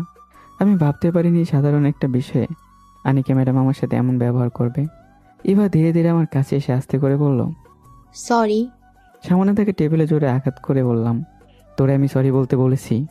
রাসেল দৌড়ে আমার কাছে এসে বলল, লাদেন, তোর হাত কেটে রক্ত পড়ছে। সে বললে কিছু হবে না, তুই ম্যাডামকে বলে দিস আমি সকালে অফিসে আসবো। আর ম্যাডাম যেমনভাবে বলল আমি তাই করব। এই কথাগুলো দাঁত কামড়ে বলে সামনের দিকে হাঁটতে লাগলাম। থানা থেকে বেরো একটা হাসপাতালে গিয়ে হাতটা ব্যান্ডেজ করে বাসার দিকে যেতে লাগলাম। মনটা খারাপ হয়ে গেল। ভাবলাম কি আর হলো কি, আচ্ছা আনিকা ম্যাডাম কি আমার সাথে ইচ্ছে করে এমন করলো? তবে আমার হয়তো মায়ের সাথে এমনটা করা উচিত হয়নি। তো তাছাড়া আমি কী বা ওকে শিক্ষা দিতে পারতাম? যা করেছি বেশ করেছি। বাসায় গিয়ে ফ্রেশ হয়ে বিছানায় শুয়ে আছি। হঠাৎ ফোনে একটা মেসেজ আসলো। খুব আগ্রহ নিয়ে মেসেজটা ওপেন করে দেখি সেখানে লেখা আছে, তুমি কি তোমার কাজ ভুলে গেছো? মনে রেখো, মেয়েটা তোমাকে এত সহজে ছাড়বে না। এখন হয়তো ভালো আছে, কিন্তু 2 দিন পর হয়তো আবার তোমার পেছনে পড়বে। তাই বসে না থেকে তুমি তোমার কাজ শুরু করো। তবে একটা জিনিস আমি দেখে বোকা বনে গেলাম, যে নাম্বার থেকে মেসেজ এসেছে সেই নাম্বারটা হলো 3টা 0। এটা কিভাবে হতে পারে? আমার তো মনে হয় দেশে এখন এমন নাম্বার তৈরিই হয়নি, কিন্তু এই মেসেজ আমার কাছে কেন আসলো? ও শিট, আমি তো টেনশনে সব কিছু ভুলেই গেছি। না, আজকে আমাকে আবার কাজ করতে হবে। বসে থাকলে এই সমস্যার সমাধান হবে না। যা করতে হবে আজকে রাতেই। এখন রাত অনেকটা হয়ে গেছে। আমি আমার বাবার বাসাটা চিনি, তবে ওনার বাসায় কখনো যাওয়া হয়নি। আমার আম্মু সবসময় বলতো, বাবা বেঁচে থাকতে কখনোই তোর বাবার কাছে যাবি না, উনি খুব খারাপ মানুষ। বাবার বাসায় সামনে গিয়ে দেখি সব কিছু একদম নিরিবিলি, নিস্তব্ধ। এর মাঝে আবার আমার ফোনটা বাজতে লাগলো। মেজাজ এমনি রাগে গরম হয়ে গেল। ফোন করতে আর সময় পেল না। একটু সাইডে গিয়ে ফোন রিসিভ করলাম। কি চাই তোর? থানা অপমানিত হতে দেখে আমাকে মন ভরেনি তোর? এবার কান্না সুরে বলল, সরি, আমাকে মাফ করে দে, আমার ভুল হয়েছে। দেখ, আমার কাছে নাটক করবি না। আমার সময় নিয়ে তোর কথা শোনার মতো। আমাকে প্লিজ তুই বিরক্ত করিস না। একথা বলে ফোন রেখে দিলাম। আমি আবার আমার কাজে লেগে গেলাম। ধীরে ধীরে বাসার সামনে গেলাম। উপরে ওঠার জন্য বড় বড় পাইপ আছে, আর আমার তো পুলিশের ট্রেনিং আছেই, কোনো সমস্যা হবে না। পাইপ বেয়ে বাবার রুমে জানালা কোনো মতে খুলে ভেতরে ঢুকে গেলাম। ভেতরে সব কিছু একদম অন্ধকার হয়ে আছে। এই তো বাবা শুয়ে আছে, তবে ওনার ফোনটা কোথায় হতে পারে? আচ্ছা, আমি যদি বাবার ফোন নিয়ে যাই তাহলে বাবা সেটাকে খুঁজবেন না? আরে দূর, কি আর বলবে, যা হবে পরে দেখা যাবে। বাবার মাথার কাছে দেখি ফোনটা পড়ে আছে, আর বাবার পাশে একজন মহিলা শুয়ে আছে। হতে পারে ওনাকে হয়তো বাবা আরও আগে বিয়ে করেছে, তবে আমি এটা জানতাম না যে বাবা আবার বিয়ে করেছে। আম্মা আমাকে এই সম্পর্কে তেমন কিছু বলেনি। চুপচাপ বাবার ফোনটা নিয়ে বের হয়ে গেলাম। বাবার বাসা থেকে বের হয়ে তাড়াতাড়ি ওনার ফোনে যতগুলো ভিডিও ছিল সবগুলো আমার ফোনে নিয়ে ফোনটা বাবার রুমের ভিতরে আবার ছুঁড়ে মারলাম। আর তখনই ভিতর থেকে আওয়াজ এলো, চোর এসেছে, চোর এসেছে। আমি তাড়াতাড়ি সামনের দিকে হাঁটতে লাগলাম। পরে আবার যদি আমাকে কেউ দেখে ফেলে। হঠাৎ মাঝ রাস্তায় আনিকা ম্যাডামের মতো কাউকে দেখলাম। এত রাতে এখানে একটা পাখিও নেই, না আছে কারো কোনো শব্দ, না আছে কিছু, কিন্তু ম্যাডাম এখানে কি করছে? আমি ধীরে ধীরে কাছে যেতে লাগলাম। তবে এতটুকু শিওর হলাম এটা আনিকা ম্যাডামই। ম্যাডামের কাছে গিয়ে দাঁড়িয়ে যেই পিছন থেকে ডাক দেব, তখন আনিকা ম্যাডাম অদৃশ্য হয়ে গেল। একদম আমার সামন থেকে আপনা আপনি উধাও হয়ে গেল। এসব দেখে ভয়তো আমার কলিজার পানি নেই। তাহলে আবার সে আগের মতো আমার সাথে কিছু হতে যাচ্ছে? তাড়াতাড়ি বাসার দিকে ছুটে যেতে লাগলাম। তবে তেমন কিছুই হয়নি। বাসায় গিয়ে বিছানায় শুয়ে চিন্তা করছি, বাবার ফোনে কী কী ভিডিও আছে সকালে দেখব। এখন ঘুমিয়ে পড়ি। তাই কোনো কিছু চিন্তা না করে ঘুমিয়ে গেলাম। সকালে ঘুম থেকে উঠে দেখি রাসেল আর রিভ আমার পাশে বসে আছে। এত সকালে আমি ওদের দেখে বোকা বনে গেলাম। আমি কোনো মতে শোয়া থেকে উঠে বললাম, তোরা এখানে কি করিস? রাসেল আমাকে বলল, আগে যা ফ্রেশ হয়ে আয়, ইভা আর আমি মিলে রান্না করছিস। সময় যেহেতু আছে তাহলে আজকে তোর বাসা থেকে বিরিয়ানি খেয়ে যাব। আচ্ছা, কিচেন রুমে যা, আমি আসছি। আমি কথা বলে সরাসরি ওয়াশরুমে চলে গেলাম। কিছুক্ষণ পর ফ্রেশ হয়ে কিচেন রুমে গিয়ে দেখি ইভা রান্না করছে আর রাসেল ওকে সাহায্য করছে। ইভা আমাকে দেখিয়ে বলল, লাদেন, এত সকাল সকাল তোর বাসায় আসলাম, আর বিশ্বাস কর, ওই দিন যদি আমি আনিকা ম্যামকে এসব না বলতাম। থাক, আর কিছু বলতে হবে না। আমার কপালে ছিল, এই জন্য এসব হয়েছে, বাদ দে। রাগ করলি বুঝি আমার উপর? না ইভা, রাগ করা কি আছে? তবে তুই আমার বন্ধু ম্যামকে যেভাবে আমার কথা বলতে পারবি, আমার বিশ্বাস হচ্ছিল না। রাসেল দাঁড়িয়ে আমার সামনে এসে বলল, দেখ, চাকরির ভয় সবার ভেতরে আছে, কি করবে বল বেচারি, হয়তো অনেক ভয় পেয়েছিল। আচ্ছা, কালকে থানায় যাব হয়েছে ম্যাম। আমি চাই এই বিষয়ে তোরা কোনো কথা না বলিস। আমার বিষয় আমি দেখে নেব, ঝামেলা যেহেতু করেছি আমি। ইভা আমার হাত ধরে বলল, মাফ করে দে, আমি তখন বুঝতে পারি নাই। আরে থাক, বাদ দে। এখন বল, কোন পর্যন্ত রান্না হয়েছে? পেটে খিদে ইঁদুর দৌড়াচ্ছে। আরে অনেকক্ষণ লাগবে, তোরা ভিতরে গিয়ে আড্ডা দে, আমি রান্না করছি। আরে না, রাসেল আর আমি মিলে তোরা সাহায্য করি, তাহলে তাড়াতাড়ি হয়ে যাবে। রান্না বান্না করে তিনজন ইচ্ছে মতো খেতে লাগলাম।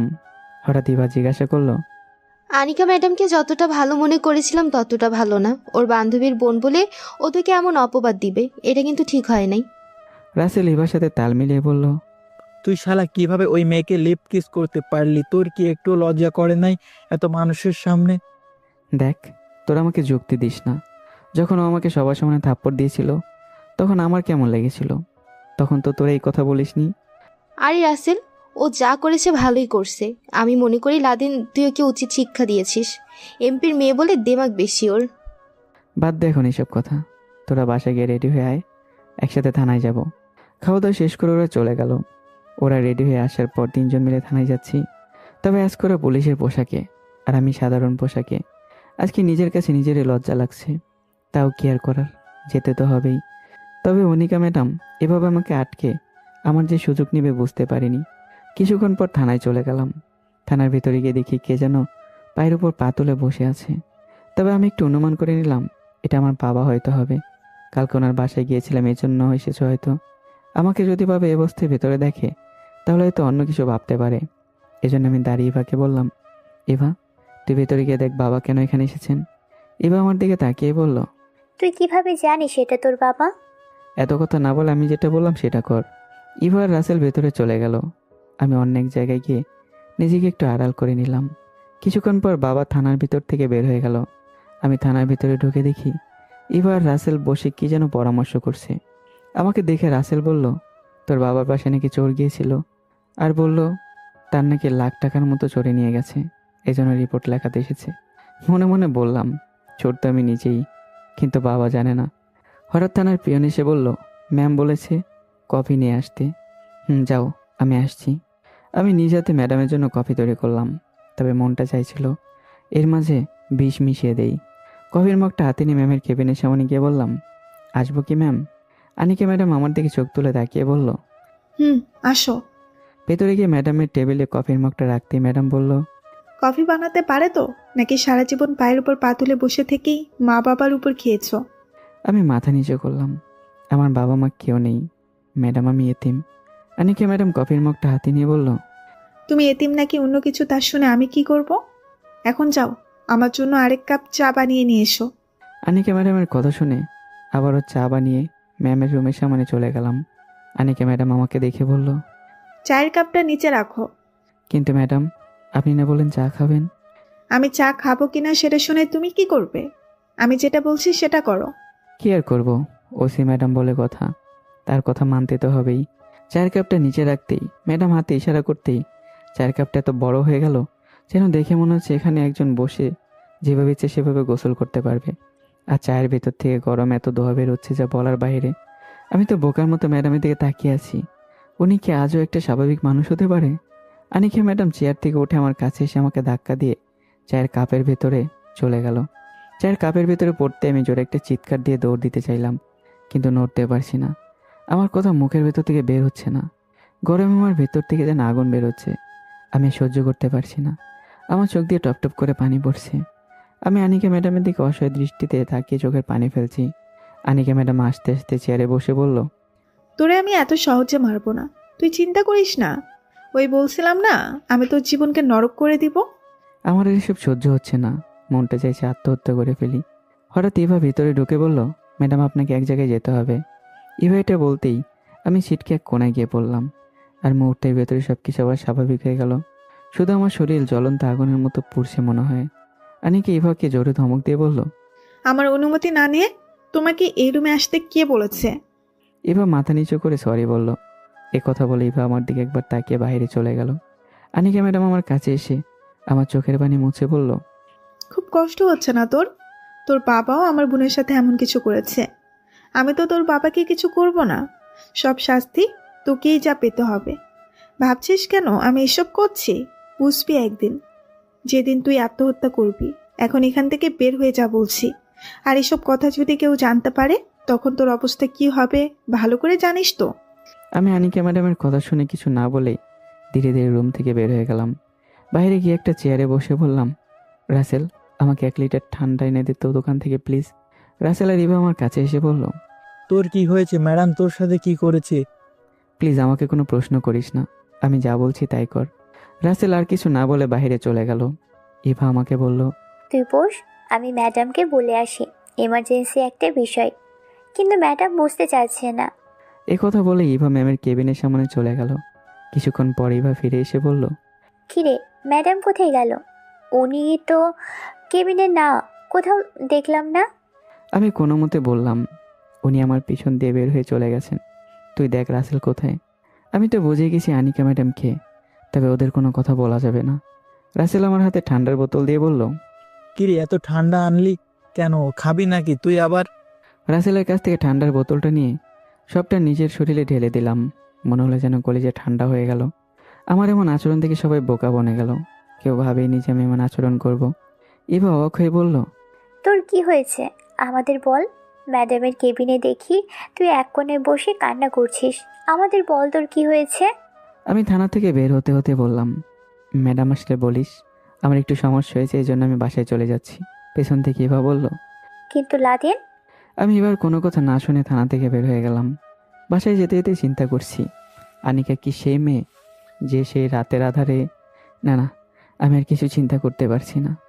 বাসায় গিয়ে ফোনটা বের করে বাবার ফোন থেকে না ভিডিওগুলো দেখতে লাগলাম। প্রথম ভিডিওতে দেখতে পারলাম একটা মেয়েকে বিছানার উপর বেঁধে রেখেছে, আর মেয়েটা জোরে জোরে চিৎকার করছে। আর এর কিছুক্ষণ পর বাবা এসে মেয়েটার উপর। না না, আমি আর কিছু বলতে পারছি না। তার মানে সুমন যে কথাগুলো বলেছে সবগুলো ঠিক। এরকম অনেকগুলো ভিডিও আছে, তবে একটা ভিডিওতে আমার চোখ আটকে গেল, যেখানে দেখা যাচ্ছে একটা মেয়েকে রুমের ভিতরে আটকে রেখেছে, তবে মেয়েটার পেছনে 2টা ডানাও আছে। এগুলো দেখে আমি বোকা বনে গেলাম। তার মানে এই মেয়েকে অনিকার বোন? না না, এটা হতেই পারে না। মেয়েটা বাবার হাত পা ধরে মাপ চাইতে লাগলো, কিন্তু বাবা কোনো কথা না শুনে ওর ওপর ঝাঁপিয়ে পড়লো। আমার জানা মতো ওদের অনেক শক্তি থাকে, কিন্তু কোনো এক কারণে এই মেয়েটা বাবাকে কোনো কিছু করতে পারছে না। শেষে মেয়েটা 2টা ডানা কেটে মেয়েটাকে মাটি চাপা দিয়ে দিল। তবে মেয়েটার চেহারা অনিকার সাথে অনেকটা মিল আছে। আমি মনে মনে অনুমান করে নিলাম এটাই অনিকার বোন হবে হয়তো। আমি যেন এসব দেখে বিশ্বাস করতে পারছি না। যিনি কি একজন ইমানদার মানুষ, আর তার ভিতরে এত কিছু! ছি ছি ছি, আমি আর ভাবতেও পারছি না। শেষ ভিডিওগুলো ছিল আমার মা আর বোনের। ফোনটা নিচে ফেলে কান্না করতে লাগলাম। ছি ছি ছি, একটা মানুষ কিভাবে মেয়েদের সাথে এসব করতে পারে? আমার এসব যেন বিশ্বাস হচ্ছে না। শরীর আমার আগুনের মতো জ্বলছে। আমি ছাড়বো না ওনাকে। যদি ওনাকে মেরে আমার জেলে যেতে হয় তাই যাব, কিন্তু আমি ওনাকে ছাড়বো না। কসম করে বলছি, আমি ওনাকে এমন শাস্তি দেবো যেটা বলার বাইরে। নিচে অনেকক্ষণ হলো চিপটি মেরে বসে আছি। আজকে আমার পাশে কেউ নেই। আমার মা শেষ পর্যন্ত আমাকে এভাবে একা রেখে চলে গেল। হঠাৎ শুনি কে জানি দরজায় কলিং বেল বাজাচ্ছে। চোখের পানি মুছে উঠে দরজা খুলে দেখি অনিকা ম্যাডাম দাঁড়িয়ে আছে। অনিকা ম্যাডামকে দেখে আমার শরীর ভয়ে থরথর করে কাঁপতে লাগলো। অনিকা ম্যাডাম আমাকে সাইড কাটিয়ে ভেতরে ঢুকে বলল, তা আজকে তোমার বাসায় আসলাম, আমাকে কি খাওয়াবে? আমি ভয়ে কপালের ঘাম মুছে বললাম, আপনি কি খাবেন ম্যাডাম? অনিকা ম্যাডাম হাসি দিয়ে বলল, আমি যা খাবো তুমি কি তা খাওয়াতে পারবে? ম্যাডাম, বাসায় আমি একাই থাকি, মানুষ দেখলে সন্দেহ করবে। আপনি কী জন্য এসেছেন তাই বলেন, আর কি খেতে চান বলেন, আমি যথাসাধ্য চেষ্টা করব। অনিকা ম্যাডাম আমার কাছে এসে আমার সামনে দাঁড়িয়ে বলল, খাবো তো, আমাকে আগে তুমি কিছু রান্না করো, অনেক খিদে লাগছে আমার। আমি চুপচাপ রান্নাঘরের দিকে চলে গেলাম। গিয়ে হালকা পাতলা কিছু খাবার তৈরি করতে লাগলাম। ফোনটা হাতে নিয়ে সুমনকে কল দিতে লাগলাম, কিন্তু আমার ফোনে কোনো নেটওয়ার্ক নেই। আমি তো এটা দেখে বোকা বনে গেলাম। ফোনের ভেতরে কোনো নেটওয়ার্ক নেই, তার মানে অনিকা কি আমার সাথে? আমার যে এতটা ভয় লাগছে তা বলার বাহিরে। তবে আমি এতটুকু বুঝতে পারছি, আজকে মনে হয় আমার শেষ দিন। যদি সুমন থাকতো তাহলে ও আমার জন্য কিছু হলেও করতে পারতো, কিন্তু ও কোথায় পালিয়ে গেছে এটাও বলতে পারছি না। আমার জানা মতো তো ভয় পাওয়ার লোক না, কিন্তু হঠাৎ করে কী এমন হলো যার কারণে ভয়ে পালিয়ে দূরে কোথাও চলে গেল। খাবার তৈরি করে টেবিলের উপর রেখে বললাম, ম্যাম আপনি কোথায়? আপনার খাবার তো তৈরি হয়ে গেছে। অনিকা ম্যাডাম ভিতর থেকে আওয়াজ করে বলল, আমি তোমার রুমের ভেতর আছি, তুমি একটু এখানে আসো তো। আমি কোনো কিছু চিন্তা না করে ভেতরে চলে গেলাম। ভেতরে গিয়ে দেখি অনিকা ম্যাডাম উলঙ্গ অবস্থায় বিছানায় শুয়ে আছে, তার শরীরে এক টুকরো কাপড় নেই। এটা দেখার সাথে সাথে আমি চোখ বন্ধ করে নিলাম। আমি জানতাম আমার সাথে এমন কিছু হবে। চোখ বন্ধ করা অবস্থায় জিজ্ঞাসা করলাম, আমি আপনার কি এমন ক্ষতি করেছি যার কারণে আপনি আমার সাথে এমন করছেন? আর আপনি কে? কেনই বা এখানে এসেছেন? আমার কাছে এবার কি চান? অনিকা ম্যাম হাসতে হাসতে বলল, তোর বাবা আমার বোনের যে অবস্থা করেছে আমিও তোর একই অবস্থা করব। এখানে তোর জন্যই আসলাম, আমি ছাড়বো না তোরে। আর তুই ভালো করেই জেনে গেছোস আমি কে, কেন আমি এখানে এসেছি। একথা বলে অনিক উঠে আমাকে বিছানায় ফেলে দিল। আমি চোখ বন্ধ করে এসব সহ্য করছি। কখন যে জ্ঞান হারিয়ে বিছানার উপর পড়ে রইলাম বলতেই পারি না। যখন আমার জ্ঞান ফিরল তখন দেখি বিছানার উপর পড়ে আছি, আর অনিকা ম্যাডাম কোথাও নেই, হয়তো চলে গেছে। কোনো মতো উঠে কাপড় পরে রুম থেকে বের হলাম। রুম থেকে বের হয়ে দেখি টেবিলের উপরে যে খাবারগুলো ছিল সবগুলো অনিকা ম্যাডাম খেয়ে ফেলেছে। ধীরে ধীরে রুমে চলে গেলাম। আমার জীবনটা ওই মেয়েটা বরবাদ করে দিয়েছে। যদি বেঁচে থাকেও আমাকে ছাড়বে না, আর আমার বাবার রাগও আমার উপরে মেটাবে। রুমের ভেতরে গিয়ে একটা দড়ি বেঁধে ফেললাম। হ্যাঁ, আজকে আমি চিন্তা করে ফেলেছি আত্মহত্যা করব। বেঁচে থেকে এসব সহ্য করা আমার পক্ষে সম্ভব নয়। যদি বেঁচে থেকে তাহলে অনিকা ম্যাডাম আমার পিছু ছাড়বে না। গলায় দড়িটা দিতেই দেখি ফোনটা বাজতে লাগলো। মনে মনে বললাম, আজকে আর কোনো ফোন ধরবো না, একেবারে মরার পর সব কিছু স্বাধীন করে দেব। তবে ফোনের স্ক্রিনে তাকিয়ে দেখি রং নাম্বার থেকে ফোন এলো। কে যেন ফোন দিল। কেন যেন ফোনটা ধরতে আমার মন বলল। এজন্য গলা থেকে দড়িটা সরিয়ে ফোনটা হাতে নিয়ে রিসিভ করতেই ওপাশ থেকে কে যেন হু হু করে হাসতে হাসতে বলল, তুই আমার ছেলে, আর আমি জানবো না তুই আমার বাসায় এসেছিলি? হ্যাঁ, যেটা অনুমান করেছিলাম সেটাই হলো।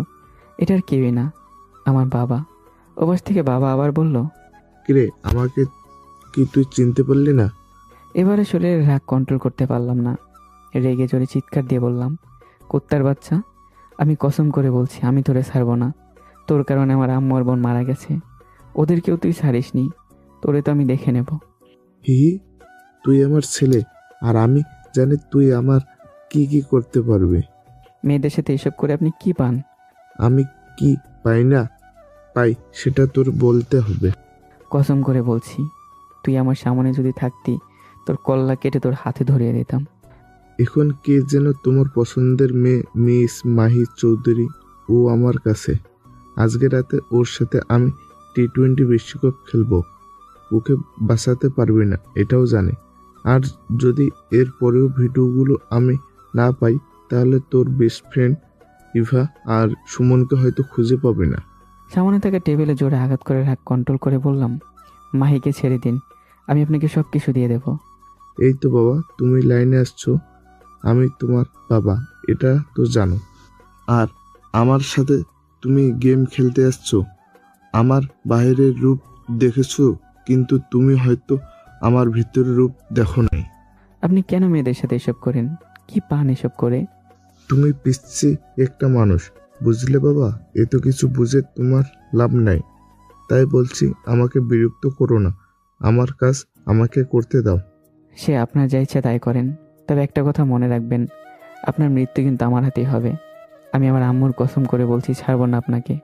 তুই যদি আমার ছেলে না হতি তাহলে তোর মাংসের টুকরোগুলো আমি নিজে রান্না করে খেতাম। সব কিছু একটা লিমিট থাকা দরকার। কিন্তু আজকে মন চাইতেছে বাবাকে ধরে কী যে করতে, কিন্তু পারছি না, কারণ উনি আমার সামনে নেই। দাঁতে দাঁত কামড়ে নিজের রাগ কন্ট্রোল করলাম। কখন আপনাকে আপনার ভিডিও দিতে হবে? চলে আয় আজকে রাতে।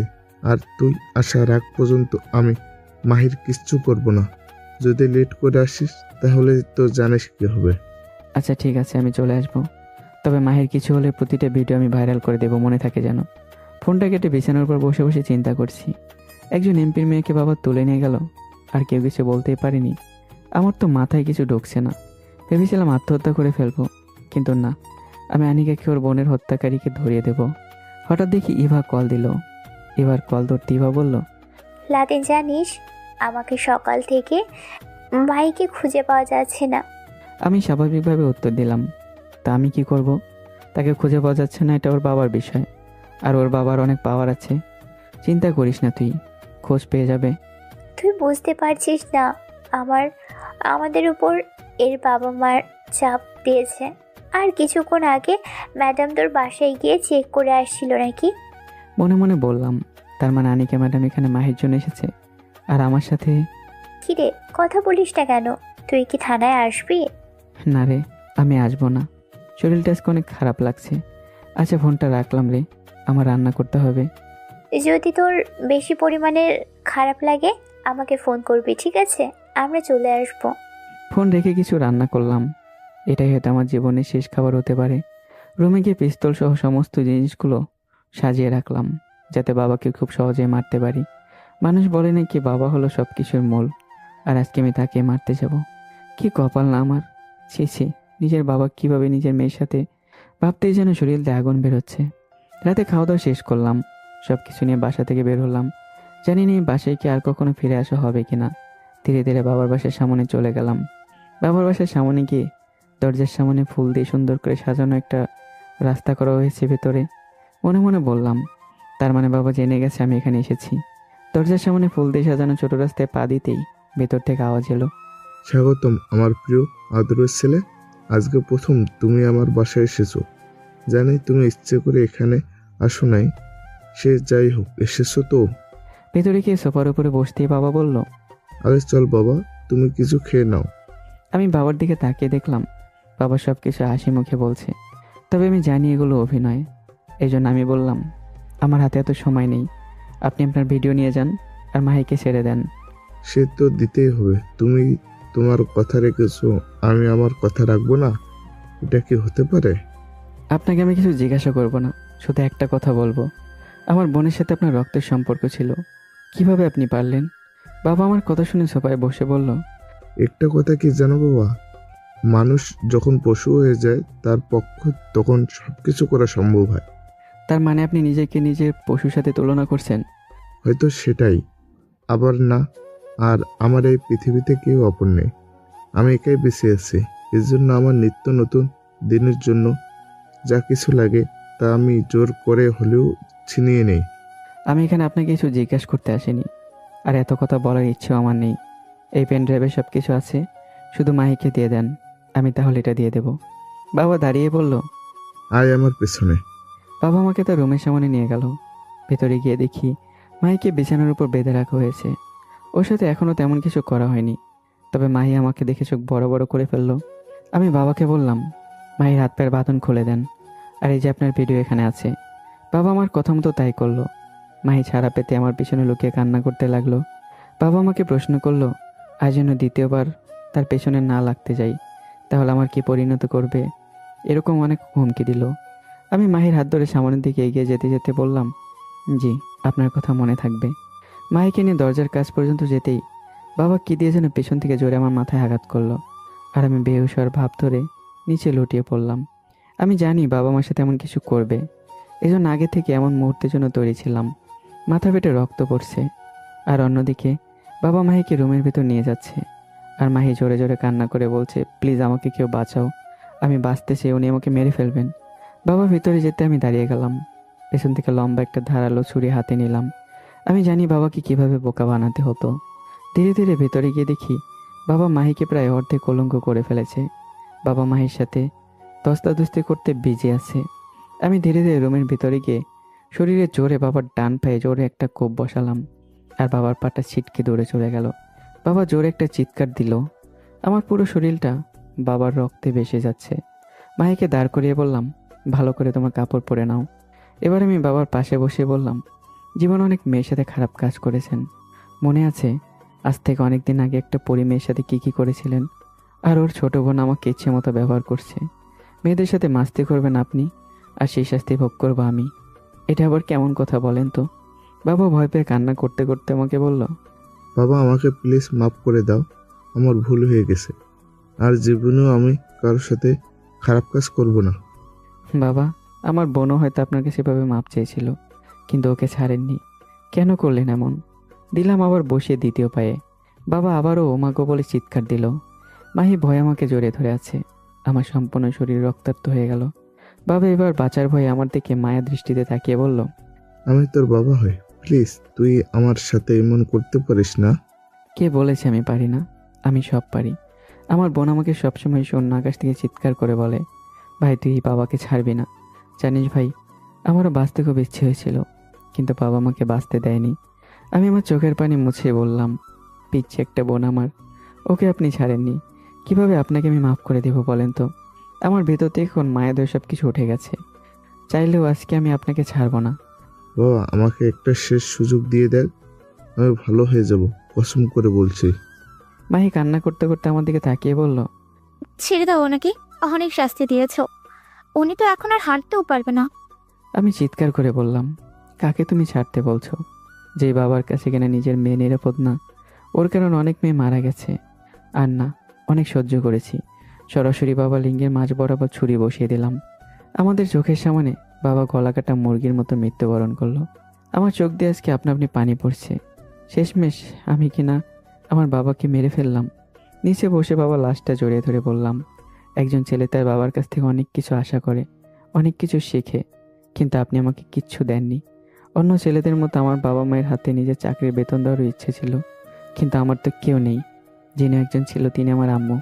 আপনার কারণে উনিও মারা গেছেন। দেখেন আমি আজকে কেমন অসহায় হয়ে আপনার পাশে বসে আছি। আজকে আমার হাতে আপনি খুন হয়েছেন, এছাড়া আমার আর কিছু করার ছিল না। আমার বোনের মধ্যে যেন আর কারো এমন অবস্থা না হয়। মাফ করে দিয়েন আপনি আমাকে। আপনাকে শেষ একটা সুযোগ আমি দিতে পারিনি। কোনো মতে চোখের পানি মুছে আনিকা ম্যাডামকে কল দিলাম। ম্যাম কল ধরতেই আমি বাবার বাসার ঠিকানা দিয়ে বললাম, আপনি এখানে একা চলে আসেন। আজকে আমি আপনার খুনিকে শাস্তি দিয়েছি। আনিকা ম্যাডামকে এই কথা বলে ফোন রেখে দিলাম। আবার আমি ফোন করে সমস্ত মিডিয়াকে আসতে বললাম। মাহি এখনও ভয়ে এক জায়গায় দাঁড়িয়ে আছে। ছুরিটা বাবার পাশে রেখে মাহিকে বললাম, কি করব বলো? আমার এই বাবার কারণে আমার বোন মারা গেছে। তুমি জানো ওর পেটে বাবার বাচ্চা ছিল। তুমি বলো মাহি, এছাড়া আমার কী বা করা উচিত ছিল? আজকে আমি না আসলে তোমার সাথে এরকম কিছু হতো। এখন এখান থেকে চলে যাও, আর কাউকে কিছু বলার দরকার নেই। আমি আত্মসমর্পণ করব। তবে মাঝে মাঝে আমাকে জেলে গিয়ে দেখে আসবে, ঠিক আছে? মাহি কান্না করতে করতে আমার দিকে তাকিয়ে বলল, কিন্তু আপনাকে ওরা ফাঁসি দিবে তাই তো? সমস্যা নেই মাহি, আমার এই পৃথিবীতে কেউ নেই। মারা গেলে আমি হাসি মুখে মারা যাব। মাহি দপ করে আমাকে শক্ত করে জড়িয়ে ধরে বলল, আমাকে মাফ করে দেন, আমি আপনাকে বুঝতে পারিনি। যাও, মাপ চাইতে হবে না। তোমার বাবা হয়তো তোমাকে অনেক খুঁজছে। বাসায় যাও। কিন্তু ওরা আপনাকে যেতে বলছি চলে যাও। আমার জন্য এত চিন্তা করো না।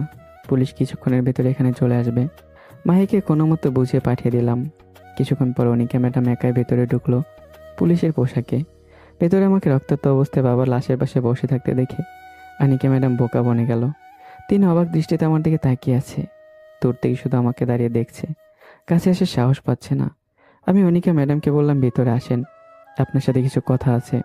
আমার কথা শুনে অনিকা ম্যাডাম ধীরে ধীরে ভেতরে ঢুকে আমার পাশে দাঁড়ালো।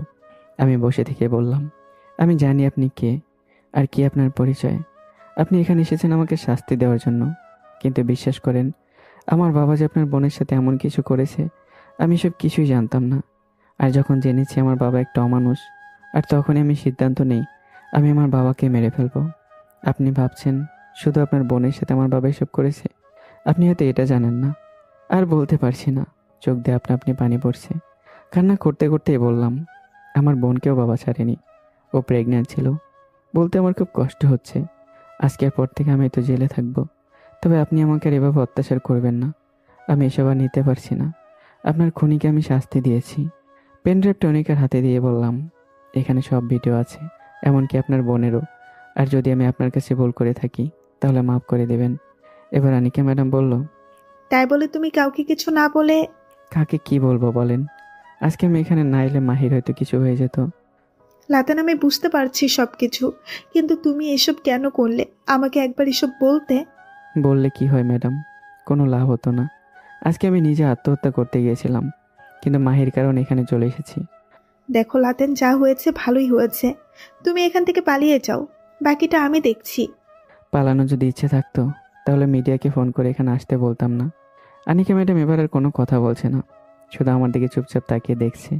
ধীরে ধীরে সমস্ত মিডিয়া এসে গেল। এক এক করে আমাকে সবাই বলল কেন আমি আমার বাবাকে মেরেছি, কিন্তু আমি কিছুই বলিনি। অনিকা ম্যাডাম রাসেলকে বলল আমার হাত করা লাগাতে। রাসেল ধীরে ধীরে আমার কাছে আসলো। আমার হাতে হাত করা লাগাতে রাসেলের ভয় হচ্ছে, ওর হাত কাঁপছে। এজন্য আমি নিজে হাত করা পরে গাড়িতে উঠে গেলাম। চুপচাপ মাথা নিচু করে বসে আছি। কেউ কোনো কথা বলছে না। চারদিকে আমার কথা ছড়িয়ে পড়লো। একজন ছেলে তার বাবাকে মেরেছে, এটা তো সবাই জানবেই। আর এটা কেমন অদ্ভুত বিষয় না? চলার পথে আনিকা ম্যাডাম বলল, আমি জীবনে অনেক বড় একটা ভুল করে ফেলেছি। চাইলেই আমি তোমাকে এখানেই বাঁচাতে পারি, কিন্তু আমি আমার নিজের শক্তি দিয়ে কিছুই করব না। তোমাকে আমি জেল থেকে বের না করে আমি কোথাও যাব না, এটাই তোমাকে আমি কথা দিলাম। শুধু একটা কথাই এখন বলতে ইচ্ছে করছে, আমাকে মাফ করে দিও। আনিকা ম্যাডামের কথা শুনে চুপচাপ বসে আছি। শুধু মনে মনে বললাম, এখন মৃত্যুই আমার জন্য বড় পাওয়া। ইভা হঠাৎ করে বলল, ম্যাডাম, আমি কি লাদেনকে কিছু প্রশ্ন করতে পারি? আনিকা ম্যাডাম উত্তর দিল, আর মন মানসিকতা এখন বেশি একটা ভালো না, এই জন্য চুপ থাকা। আর আমি তোমাকে কিছু ভিডিও দিচ্ছি, ওগুলো নিয়ে মিডিয়ার কাছে যাও। ভিডিওর কথা শুনে বললাম, ম্যাডাম, আমার বোন আর আমার আম্মু, প্লিজ এগুলো দিবেন না। আর অনেকে বেঁচে আছে, যদি এগুলো ভাইরাল হয়ে যায় তাহলে সব কিছু। আমাকে আটকে অনিকা ম্যাডাম বলল, তোমাকে এসব কিছু চিন্তা করতে হবে না, আমি জানি কিভাবে কি করতে হবে। হঠাৎ করে রাসেল বলল, জীবনের অনেকের জন্য অনেক কিছুই করলাম, আজকে আমার বেস্ট ফ্রেন্ড বিপদে পড়েছে, আমি তার জন্য কিছু করব না, এটা হতে পারে না। আমি জানি না তুই কেন তোর বাবাকে মারলি, তবে আমি তোরে অনেক বিশ্বাস করি। রাসেল আমার হাত করে খুলে দিয়ে বলল, তুই পালিয়ে যা, যদি কিছু হয় তাহলে আমি দেখে নিব। রাসেলের কথা শুনে কেউ কিছু বলছে না। আমি মনে করেছিলাম সবাই তো আমাকে আটকাবে, কিন্তু কেউ কিছু বলছে না। তার মানে সবাই চায় আমি পালিয়ে যাই। রাসেলের সাথে ইবাও বলল, হ্যাঁ লাদেন, তুই পালিয়ে যা, আমি আর রাসেল মিলে সব কিছু সামলে নিব। আমি হাসি দিয়ে উত্তর দিলাম, আমার জীবনের কোনো দাম নেই রে। আনিকা ম্যাডাম আমার বাসা থেকে বের হওয়ার পর আমি ফাঁসিতে ঝুলতে চেয়েছিলাম, শুধু মাহিকে বাঁচানোর জন্য ফাঁসি নিইনি। আর বাবাকে মারার অপরাধে যদি আমাকে ফাঁসি দেয়, সেটা আমি হাসতে হাসতে মেনে নেব। আমার কথা শুনে রাসেল আর ইভা পুরো চুপ হয়ে গেল। আনিকা ম্যাডাম শুধু আমার দিকে তাকিয়ে আছে। তখন ওনার চোখের কোণে জল এসে গেছে, এটা আমি দেখতে পেরেছি। হঠাৎ করে পুলিশের জিপ থেমে গেল। আনিকা ম্যাডাম ড্রাইভারকে বলল, ড্রাইভার কি হয়েছে? ম্যাডাম, এমপির মেয়ে সামনে দাঁড়িয়ে আছে ম্যাডাম। আর এই কথা বলতেই মাহি আমাদের সামনে চলে আসলো। মাহি গাড়ির ভিতর ঢুকে আমার সামনে বসে আমাকে শক্ত করে জড়িয়ে ধরে কান্না করতে লাগলো। আমি কোনো মতে মাহিকে ছাড়তে পারছি না। কিছুক্ষণ পরও নিজে থেকে ছেড়ে দিয়ে বলল, যখন তোমার বাবা আমার সাথে খারাপ কিছু করতে চেয়েছিল, তখন আমি মনে করেছিলাম আমার জীবনটা বুঝি নষ্ট হয়ে যাচ্ছে। যখন তোমাকে দেখলাম, তখন মনে আমার অনেকটাই সাহস এসেছিল। তুমি আমার জন্য এত কিছু করবে আমি ভাবতেও পারিনি। আমাকে মাফ করে দাও, আমি তোমার ভালোবাসা বুঝতে পারিনি। আর তুমি এখান থেকে পালিয়ে যাও, আমি বাবাকে বলে এসেছি, তোমার কিছুই হবে না। দেখো মাহি, পাগলামো করো না। আমার জায়গায় যদি অন্য কেউ হতো, তাহলে তোমাকে বাঁচাতো। আর আমার এই পৃথিবীতে কেউ নেই, তাই আমি নিজের জন্য কিছু চিন্তা করি না। মাহি সরাসরি আমার মাথা ধরে ও ঠোঁটের মাঝে লাগিয়ে দিল ঠোঁট। কিছুক্ষণ পর ছেড়ে দিয়ে বলল, কে বলেছে তোমার কেউ নেই? আমি আছি না, আমার জন্য তোমাকে বাঁচতে হবে। দেখো মাহি, ওনাদের কাজ করবে, তুমি বিরক্ত করো না। এখন গাড়ি থেকে নামো। কিন্তু ওরা তোমাকে এত কথা বলতে বলেছি তোমাকে? আমি বলেছি তোমাকে গাড়ি থেকে নামতে। মাহি আমার কথা মতো চুপচাপ গাড়ি থেকে নেমে গেল আর বলল, আমি বাসায় গিয়ে কাপড় চেঞ্জ করে তোমাকে দেখার জন্য, শুধুমাত্র তোমাকে দেখার জন্য এখানে দৌড়ে এসেছি। দেখো আমার পেছনে কতগুলো গাড়ি এসে গেছে। আমি আনিকাকে ইশারা করে বললাম, গাড়ি চালাতে বলেন। ধীরে ধীরে গাড়ি চলতে লাগলো। মাহি দূর থেকে আমার দিকে অসহায়ভাবে দেখতে লাগলো। এমন সময় এমন একটা ঘটনা ঘটে গেল মাহির সাথে, আমি তো কল্পনা করতে পারিনি। তো বন্ধুরা, কি হয়েছে এরপর, এটা পরের পর্বে জানতে পারবে। এরপরে A to Z সবগুলো পর্ব একসাথে করে দেওয়া হবে। তো কেমন হচ্ছে গল্পটা? অনেক রহস্য না? আরও অনেক রহস্য আছে, তো অবশ্যই কমেন্ট করে জানাবে ভালো হচ্ছে কিনা। আর দেখা হচ্ছে আবারও নতুন গল্পে। ভালো থাকবে, সুস্থ থাকবে। আল্লাহ হাফেজ।